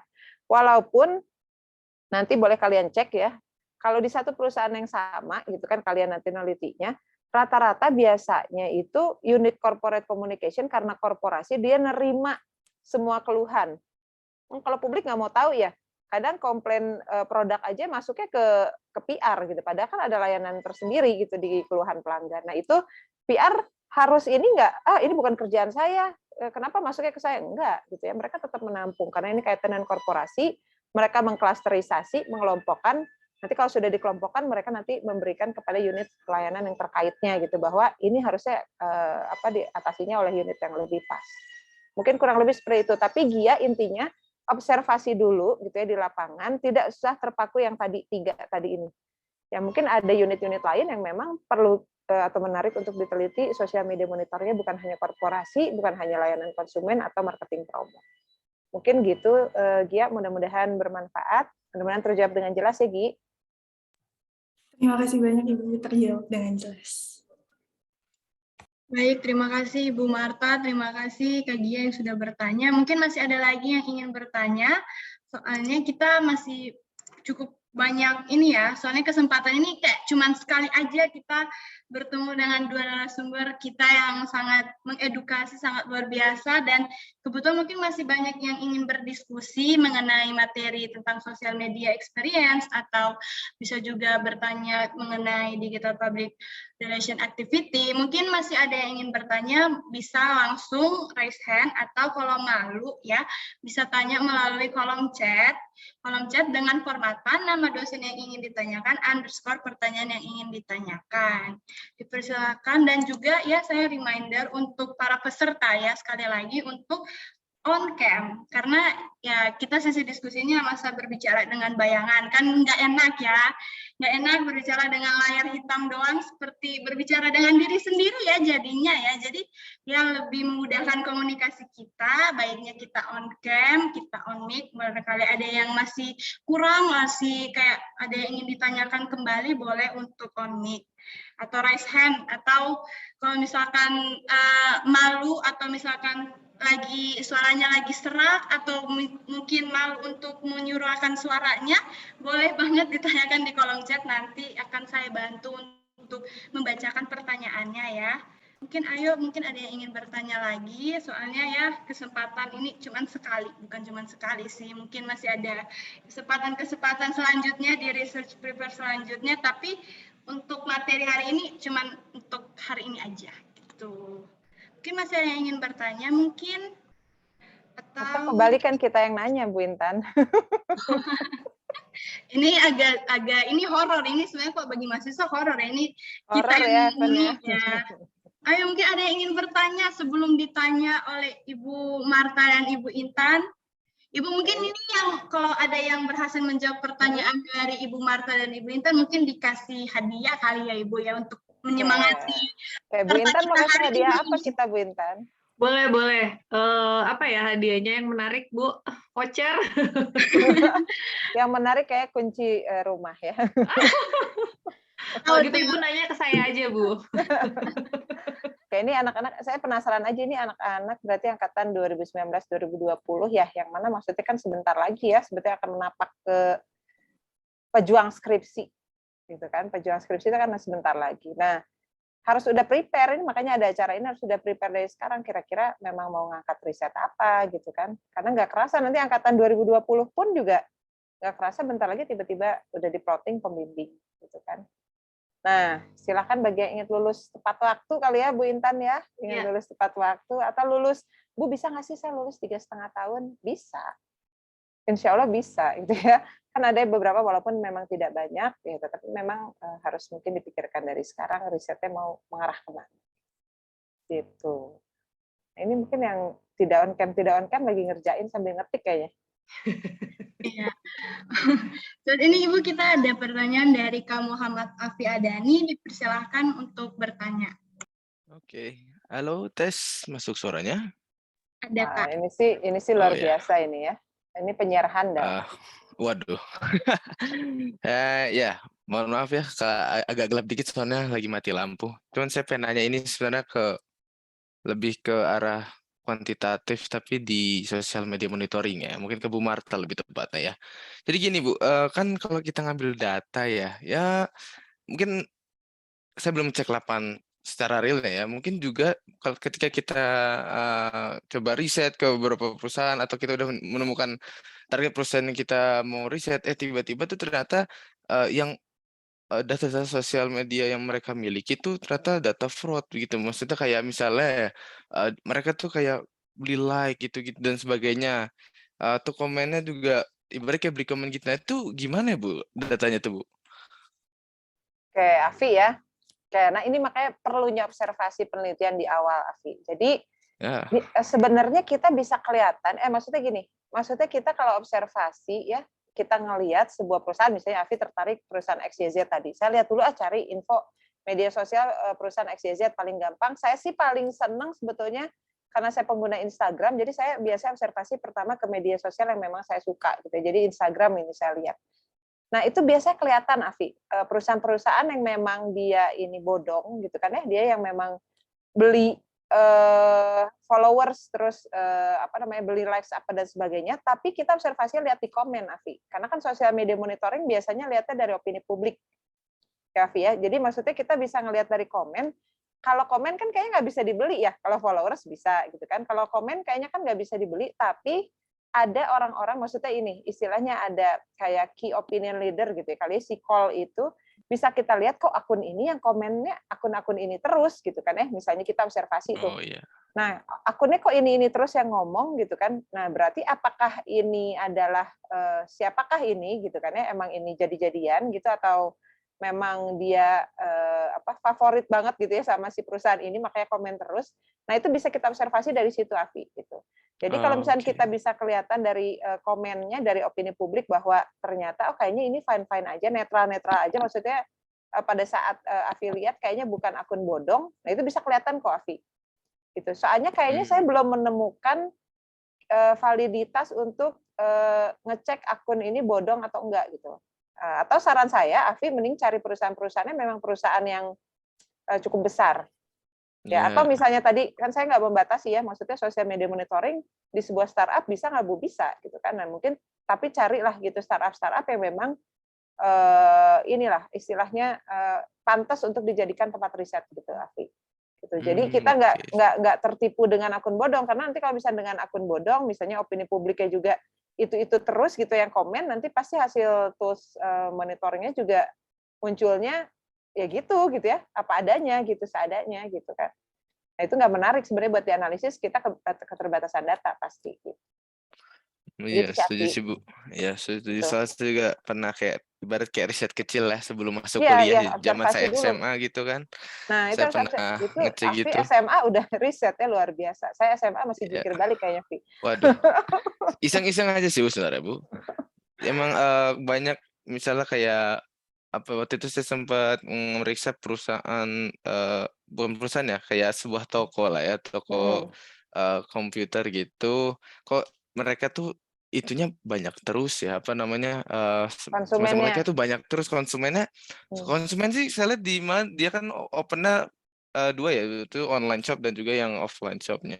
Saya lihat yang online shopnya banyak gitu, tapi kalau yang offline shop dikit. Mungkin ini emang dia bagus di Online-nya. promoting di online-nya gitu. Pas saya coba datang waktu itu di Mangga 2 ya Bu ya, Mangga 2 Oh, malah tokonya nggak ada Bu. Oh, tokonya nggak ada, dia Fotonya di memang situ mah, bermainnya di online itu ya? online doang kayaknya Bu. Nah, Iya, dan juga kalau komen-komennya juga sedikit cheesy gitu, gimana ya Bu? Agak aneh aja gitu loh. Ada yang saya suka tokonya, kalau saya suka tokonya yang kayak gimana gitu kan, ya harus di riset gitu sih waktu itu. Nah, kadang juga ini ya buat rekan-rekan di sini semua, kalau mau ngeriset social media monitoring, ada perusahaan-perusahaan yang kayaknya dia nggak membutuhkan untuk di monitoring kok gitu. Jadi kan kalau startup kadang kan, kayaknya kita nggak usah pakai social media monitoring, yang penting lancar gitu, traffic keuangan gitu kan ya. Kan ada yang kayak gitu. Walaupun sebetulnya mau perusahaan sekecil apapun, menurut saya dan Bu Intan mungkin setuju juga, kita sebagai insan PR tetap harus ada sebetulnya untuk mengobservasi, memonitoring lah seenggaknya orang tuh ngomongin apa sih tentang perusahaan kita. Tapi kalau untuk startup yang mungkin tidak besar gitu, startup mungkin wirausaha kali ya, wirausaha yang memang menurut dia maksudnya kayaknya tiap bulan omset saya sudah cukup kok, kayaknya dia nggak nge-monitoring gitu ya. Nggak semua melakukan social media monitoring. Walaupun menurut saya itu penting, sebetulnya bagi perusahaan kecil pun sebetulnya penting gitu. Untuk mengetahui kan sebetulnya positioning perusahaan kita di mata publik di mana gitu, untuk mengetahui juga ya itu tadi orang ngomongin apa sih tentang kita gitu. Kayak gitu sih, Afi. Oh ya, sama satu lagi Bu, misalnya kalau kita lagi riset nih, nah ternyata si perusahaan itu dia juga melakukan monitoring sendiri, kan banyak ya mungkin yang bikin aja gitu tuh, nggak usah monitoringnya dasar, tapi tiba-tiba kita ketemu dan kita riset yang perusahaan tuh yang punya data monitoring lengkap, dia punya divisi tersendiri, itu kita boleh pakai apa kita olah sendiri lagi tuh Bu? Nah itu yang tadi saya bilang sama siapa tadi ya, Niki ya kalau nggak salah ya. Kita boleh monitoring sendiri, tapi alangkah baiknya mungkin kita wawancara juga si informan perusahaan itu, Afi. Karena dengan kita mewawancara mereka, kita bisa nanti membandingkan juga ya, maksudnya dengan hasil olah kita hasilnya seperti apa, tapi hasil olah dia gitu ya sebagai orang dalamnya itu seperti apa gitu kan. Mungkin apakah similarity-nya dekat gitu ya, memang hampir sama validitasnya, atau mungkin bahkan jauh berbeda, jompang gitu. Nah, itu kan bisa kita lihat berarti yang valid yang mana nih, yang mereka atau yang kita gitu. Nah, biasanya tapi kalau misalkan perusahaan melakukan sosial media monitoring sendiri gitu ya, mereka sendiri yang melakukan, netralitasnya terjaga nggak gitu. Kadang kalau misalnya saya observasi ya, kadang sebuah perusahaan itu dia tetap nge-hire agensi Afi. Walaupun tetap PR-nya tetap standby atau PR-nya tetap ikut memonitoring atau mengawasi si agensi tersebut gitu. Nah, karena kalau misalnya orang internal sebetulnya yang melakukan monitoring, netralitasnya menurut saya sih lebih netral atau lebih valid orang luar ya, gitu kan. Kalau misalnya tanpa kita sadari kan kadang mungkin kalau saya memonitoring value misalnya, pasti adalah rasa kecintaan value-nya tuh pasti ada gitu kan. Jadi netralitasnya akan lebih oke sih kalau orang eksternal ya, kalau menurut saya gitu. Ya paham saya. Nah, gitu sih Afi. Jadi harus observasi dulu. Ini akan menjadi menarik dan bisa kemana-mana sebetulnya. Bisa bagi-bagi risetnya sama teman-teman. Ya Bu. Baik Ibu, terima kasih banyak atas jawabannya. Sama-sama Afi. Saya kembalikan lagi deh ke MC. MC Heaven. Oke, baik. Terima kasih dari Ibu Marta sama Kak Afi yang sudah berdiskusi, ya sudah sangat membantu jawabannya Ibu Marta, dan Kak Afi juga yang bertanya. Walaupun lagi mati lampu tidak memadamkan semangat untuk bertanya ya Kak. Ini bisa juga jadi acuan untuk peserta lainnya mungkin yang ingin bertanya. Soalnya ya kapan lagi kita berdiskusi secara ini ya, secara mudah ini, walaupun lagi liburan, udah lagi liburan ya, tapi kita tetap berdiskusi demi juga ada yang mungkin masih ingin tahu mengenai sosial media monitoring, atau juga ada yang ingin tahu juga mengenai digital public relation activity, boleh banget untuk bertanya di kolom chat atau melalui raise hand, bisa bertanya langsung. Mungkin masih ada yang bertanya mungkin, atau ini udah pada ini ya, ini kayaknya udah masuk jam kritis ya Ibu, jadi mungkin ya sudah kayak kita sekolah online sudah lebih dari, bukan baru pertama kali ya, jadi situasi seperti ini tidak bisa terhindarkan ya Ibu, saya udah jam kritis terus ya seperti ini, tapi tentu tetap saja ya ilmu-ilmunya pasti masih bisa kita terima tertransfer dengan baik ya Ibu, karena kita menjadi mahasiswa online ini bukan cuma sehari 2 hari aja, tapi udah lewat 1 semester, jadi mungkin ada teknik-teknik menerima informasi untuk tetap fokus. Mungkin dari para mahasiswa dan mahasiswa ini mungkin masih ada lagi yang ingin bertanya, masih kita persilahkan dari panitia. Apakah masih ada, atau mungkin dari Ibu Marva atau Ibu Intan boleh banget bertanya ya, biar kita komunikasinya timbal balik ya Ibu ya. Mungkin bisa ditanya ke yang off cam ini, tapi jangan deh nanti pada kabur ya Ibu, jangan ya Ibu ya. Mungkin kita sambil menunggu, bisa ada lagi yang ingin bertanya, mungkin dipersilahkan untuk Abang Kakak dan para peserta semuanya. Nah, ini off cam lagi observasi ya, Pak. Observasi penelitian di Mangga 2 kali ya Bu Intan ya. Iya, itu takut keburu lupa gitu, jadi langsung dituangkan gitu kayaknya dalam tulisan. Ini kita sharing dikit aja ya. Tadi siapa yang cerita ya mau ngangkat tentang Citayam ya? Siapa ya? Oh iya benar. Ya, tadi ada yang cerita mau ngangkat Citayam. Nah, ternyata belum diangkat udah keburu dibubarin ya. Nah, kadang gitu ya, kita mau observasi penelitian itu udah rencana mau ngangkat isu yang mana gitu, tapi ternyata tidak tersupport gitu ya, kayak Citayam itu bisa mau diangkat, kenapa bisa jadi viral, taunya cuma sebentar gitu kan viralnya gitu. Nah, jadi hal-hal seperti itu sebenarnya kalian kalau meneliti bisa cari ide itu di mana aja. Kebetulan kadang lagi jalan kemana, ke warung kopi kayak kemana itu bisa cari sebenarnya ada penelitian-penelitian yang bisa kalian angkat gitu di mana-mana ya, kalau menurut saya sih gitu. Ya, ide ada dari mana saja ya Ibu ya, kita betul. Mungkin baru bangun langsung ada ide dari mimpinya mungkin, atau bagaimana. Dulu ada anak ini, saya sharing aja sambil nunggu kalau ada yang nanya ya. Anak saya di IKOM dulu, anak wali saya 2012. Kebetulan yang bimbing saya juga. Dia neliti tentang Mobile Legends, mungkin zaman dulu lagi in banget deh game Mobile Legends. Kenapa kamu teliti Mobile Legends? Emang karena dia pemain gamenya Mobile Legends itu gitu. Jadi telitilah memang apa yang kalian suka sih kalau menurut saya gitu. Jadi kalau kita suka kan pasti kita akan mengejar ya. Itu kan kalau kalian suka sama cewek atau cowok yang kalian sukai, kalian akan kejar nggak? Kejar kan pasti. Nah, sama riset juga gitu. Kalau kita sudah menyukai tema riset ini, pasti kita akan kejar terus supaya riset ini tuh bisa dapat gitu. Bisa dapat dan bisa selesai. Tapi kalau untuk mendekati cewek atau cowok gitu ya, dapat tapi tidak selesai. Masa dapat terus selesai. Itu girohnya tuh pasti beda. Girohnya beda ya. Girohnya beda kalau kita melakukan atau ya kita meneliti memang hal yang kita suka gitu ya, yang dekat dengan kita gitu kan. Kita misalnya sukanya baca buku, kemudian kita telitinya mengenai toko buku, aksara atau apa misalnya gitu ya. Itu pasti akan bikin kita juga semangat ya gitu. Itu tadi girohnya tuh berbeda kalau misalnya kita meneliti hal-hal yang kita nggak sukai, kemudian juga jauh gitu ya, bahan-bahannya juga, data-datanya juga kita kemana ini nyarinya gitu, belum kebayang gitu.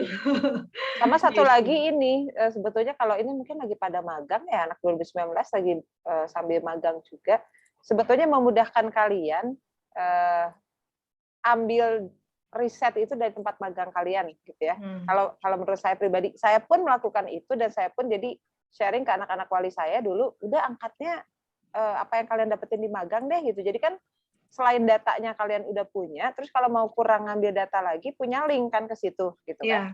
Nah, dulu saya pun nggak tahu Bu Intan, waktu saya skripsi, saya ngangkatnya memang dari tempat saya magang. Dan rata-rata itu sih kayak gitu ya, kayaknya memang udah budayanya gitu. Jadi kalau kalian magang di mana ya lebih mudah gitu. Jalur komunikasinya udah ada gitu kan. Jalur komunikasinya udah ada, terus yang kita lakukan juga dulu mungkin bagian dari observasi ya, kita magang di situ itu bisa dijadiin observasi penelitian kita juga gitu. Nah, menurut saya kalian ambillah gitu pada saat sekarang kalian magang, ya kalian angkat apa yang bisa kalian jadikan judul penelitian itu di tempat magang kalian gitu.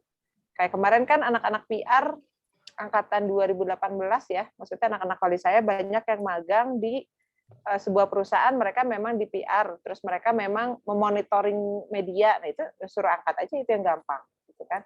Lalu ada juga yang ditempatkan di untuk nanganin event yang ada di perusahaan tersebut, nah udah angkat aja tentang event. Nah jadi cari yang sekitar kalian dulu gitu, karena akan memudahkan sebetulnya untuk kalian juga gitu. Karena kan kalian skripsi nggak pengen lama-lama kan? Apa pengen lama-lama? Ada contoh salah satu anak bimbingan saya juga begitu, Bu. Dari awal sudah saya sampaikan bahwa coba cari yang gampang-gampang aja, yang deket gitu ya. Tapi ya mungkin anaknya agak idealis gitu kan, dan dia agak sedikit kekeh gitu bahwa dia bisa. Tapi ternyata ketika dia harus wawancara, teman-teman, ternyata perusahaannya agak sedikit ribet ya, minta proposal dan lain-lain gitu. Memang jadi si anak ini tuh tinggal di Lampung, perusahaannya tuh di Padang gitu. Sebetulnya bisa sih pakai Zoom atau chat atau email, kan sebetulnya bisa. Tapi untuk perizinan wawancaranya perusahaannya Belum butuh tentu kan ya. Ya, butuh macam-macam gitu, sehingga dia terhambat beberapa bulan gitu kan, sayang sekali gitu. Meskipun pada akhirnya bisa terlaksana, tapi waktu yang sudah terbuang itu kan sayang sekali gitu. Ya, Nah, sebetulnya dia bisa menyelesaikan lebih awal gitu. Iya. Nah, itu mungkin yang kalian perlu observasi juga ya, karena kan di sini bukan hanya tema doang nih, PR research prepare-nya bukan hanya untuk tema, tapi ya kalian harus prepare juga untuk worst case yang kayak tadi Bu Intan gitu. Nggak usah terlalu idealis gitu kan, cari yang memang kalian suka, mudah-mudahan kalau di tempat magang kalian bisa lebih gampang ya cari tempat magang itu. Tapi memang ada sih karakter mahasiswa yang penelitinya memang benar-benar, ini saya cerita lagi ya, ada satu mahasiswa saya tapi alhamdulillah udah lulus, saya paling gampang mengarahkan dia bimbingan, benar-benar paling gampang. Benar-benar paling gampang, ini saya sampai bilang, ini kamu bisa dipecah 4 tema riset, kata saya gitu. Ya terus tapi anaknya kok, saya juga sampai sendiri Bu Intan, amazing sendiri kok dia bisa ya ngerjain ini. Jadi saya cuma arahin dikit, tak, terus saya suruh upload jurnal, bikin jurnal, template jurnal dan sebagainya. Saya lihat template-nya udah benar-benar nggak ada yang saya perlu edit.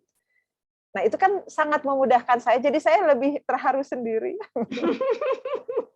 Terharu sendiri gitu ya sama dia, dan pada saat saya lihat tema riset dianya pun juga menurut saya masih jarang ada gitu ya, dia mengangkat artificial intelligence juga dikaitin sama campaign PR dan sebagainya.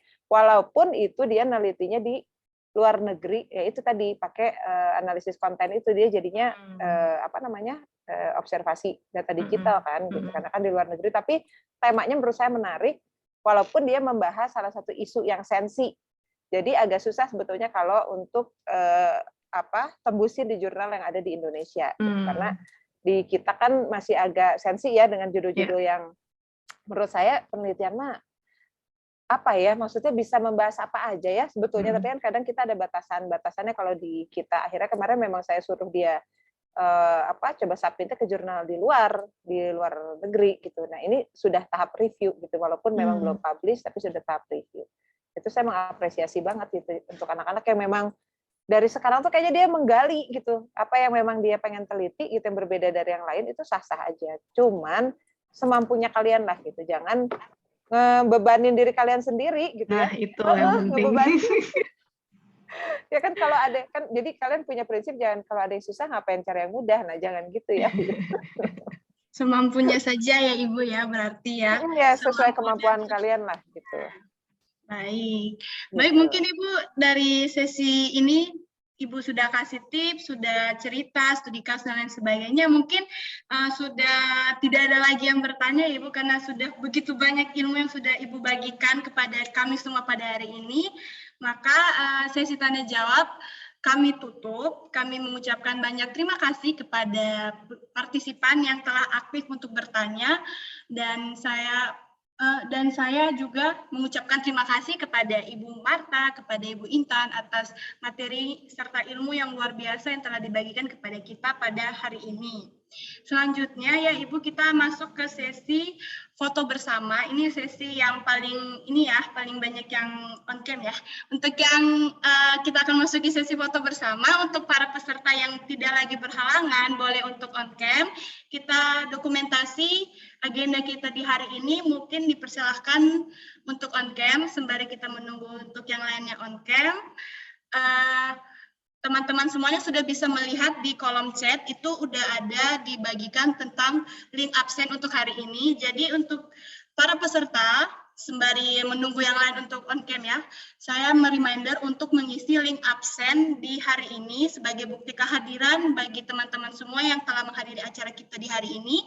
Boleh banget bisa diisi link absennya di kolom chat yang sudah tertera dan dibagikan oleh panitia, dan jangan lupa untuk isi link regis di Day 3 karena materi yang akan dibagikan di Research Prepare ini masih banyak yang menarik dan masih banyak juga yang perlu teman-teman hadiri lah. Pokoknya soalnya materi-materi untuk di pertemuan selanjutnya itu tidak kalah menarik. Ayo mungkin yang lain masih ada yang mau on cam, soalnya kita sudah mau sesi foto bersama mungkin yang di slide pertama. Kalau tidak ada kendala, mungkin boleh banget untuk on cam, karena kita akan mendokumentasikan acara kita di siang hari ini bersama Ibu Marta dan Ibu Intan yang sudah sangat luar biasa ya materinya di hari ini. Mungkin yang lain boleh on cam. Oke, baik. Mungkin ini 2 slide ya, mungkin semuanya lagi berhalangan. Yang masih bisa on cam masih kita tunggu ya untuk on cam, untuk abang kakak dan para peserta semuanya yang tidak ada lagi kendala, tidak sedang di luar, tidak sedang di perjalanan, bawa motor dan sebagainya. Jangan on cam ya kalau yang di perjalanan, soalnya bisa berbahaya gitu. Kita harus mengutamakan keamanan gitu. Mungkin yang lainnya boleh untuk on cam, yuk on cam teman-teman, soalnya kapan lagi nih kita berdokumentasi bersama. Soalnya rugi aja kayak udah siang-siang melawan waktu kritis, melawan ngantuk demi mendengarkan materi dari Ibu Marta, dari Ibu Intan, tapi saat dokumentasi nggak ada dokumentasinya, jadi pas kayak ditanyain temannya, kamu ikut nggak research prepare hari kedua, terus ikut, terus mana buktinya, terus nggak on cam, kan rugi di teman-teman semuanya kan ya, walaupun ilmu yang didapatkan tidak buat rugi karena teman-teman dapat ilmunya. Mungkin ini sudah semua kali ya. Kita. Oke, terima kasih Ivan ya, hari ini sudah mengawal acara. Baik, terima kasih Bu Dr. Marta dan Bu Intan. Semoga setelah ini teman-teman punya dapat insight banyak ya tentang current research untuk dijadikan tugas akhir dengan tema Digital Public Relation Activity dan Social Media Monitoring. Dan terlebih hari ini juga langsung dengan pakarnya. Jadi kalau teman-teman mau langsung diskusi, ini terbuka ya Bu Intan dan Bu Marta ya, kalau dikontak-kontak langsung. Teman-teman punya waktu memang sekitar 2 semester ya untuk menyelesaikan skripsi, tapi saya harap dengan adanya Research Prepare Volume 2 yang sudah diadakan teman-teman Hima ini bisa mempercepat teman-teman untuk segera menyelesaikan tugas akhir. Terima kasih ya. Sekali lagi saya ucapkan terima kasih Bu Marta, Bu Intan, serta seluruh teman-teman panitia Hima dan teman-teman yang hari ini hadir di acara Research Prepare Volume 2. Thank you, kita bisa take foto ya. Sami-sami, Bu Hoir. Oke, baik. Kita foto slide pertama. Ayo berpose. 1, 2, 3. Oke, slide kedua. 1, 2, 3. Atau mungkin ada mau gaya lain lagi. Slide pertama, ayo lagi. 1, 2, 3. Gaya bebas. 1, 2, 3. Oke, baik. Terima kasih teman-teman semuanya atas partisipasi aktifnya yang sudah on cam, yang sudah aktif untuk bertanya, dan sekaligus saya reminder kembali untuk para peserta, jangan lupa untuk mengisi link absen yang telah tertera di kolom chat sebagai bukti kehadiran teman-teman semua, dan jangan lupa untuk link regis hari ketiga, karena hari ketiga pertemuan kedepannya pasti tidak akan kalah menarik dari pertemuan-pertemuan sebelumnya. Oke, baik. Tiba saatnya kita berada di penghujung acara di hari ini. Saya mengucapkan banyak-banyak terima kasih kepada Ibu Marta dan Ibu Intan yang telah meluangkan waktunya, yang telah membagikan ilmu serta pengalamannya kepada kami semua di hari ini. Saya memohon maaf atas segala bentuk kesalahan yang kurang berkenan serta kekeliruan yang ada. Saya Hevenia Angelin selaku MC pamit undur diri dan terima kasih. Wassalamualaikum warahmatullahi wabarakatuh. Terima kasih semuanya. Waalaikumsalam warahmatullahi wabarakatuh. Hatur nuhun, semuanya lancar ya skripsinya. Bu Marta. Sami dan Ayu. Ya.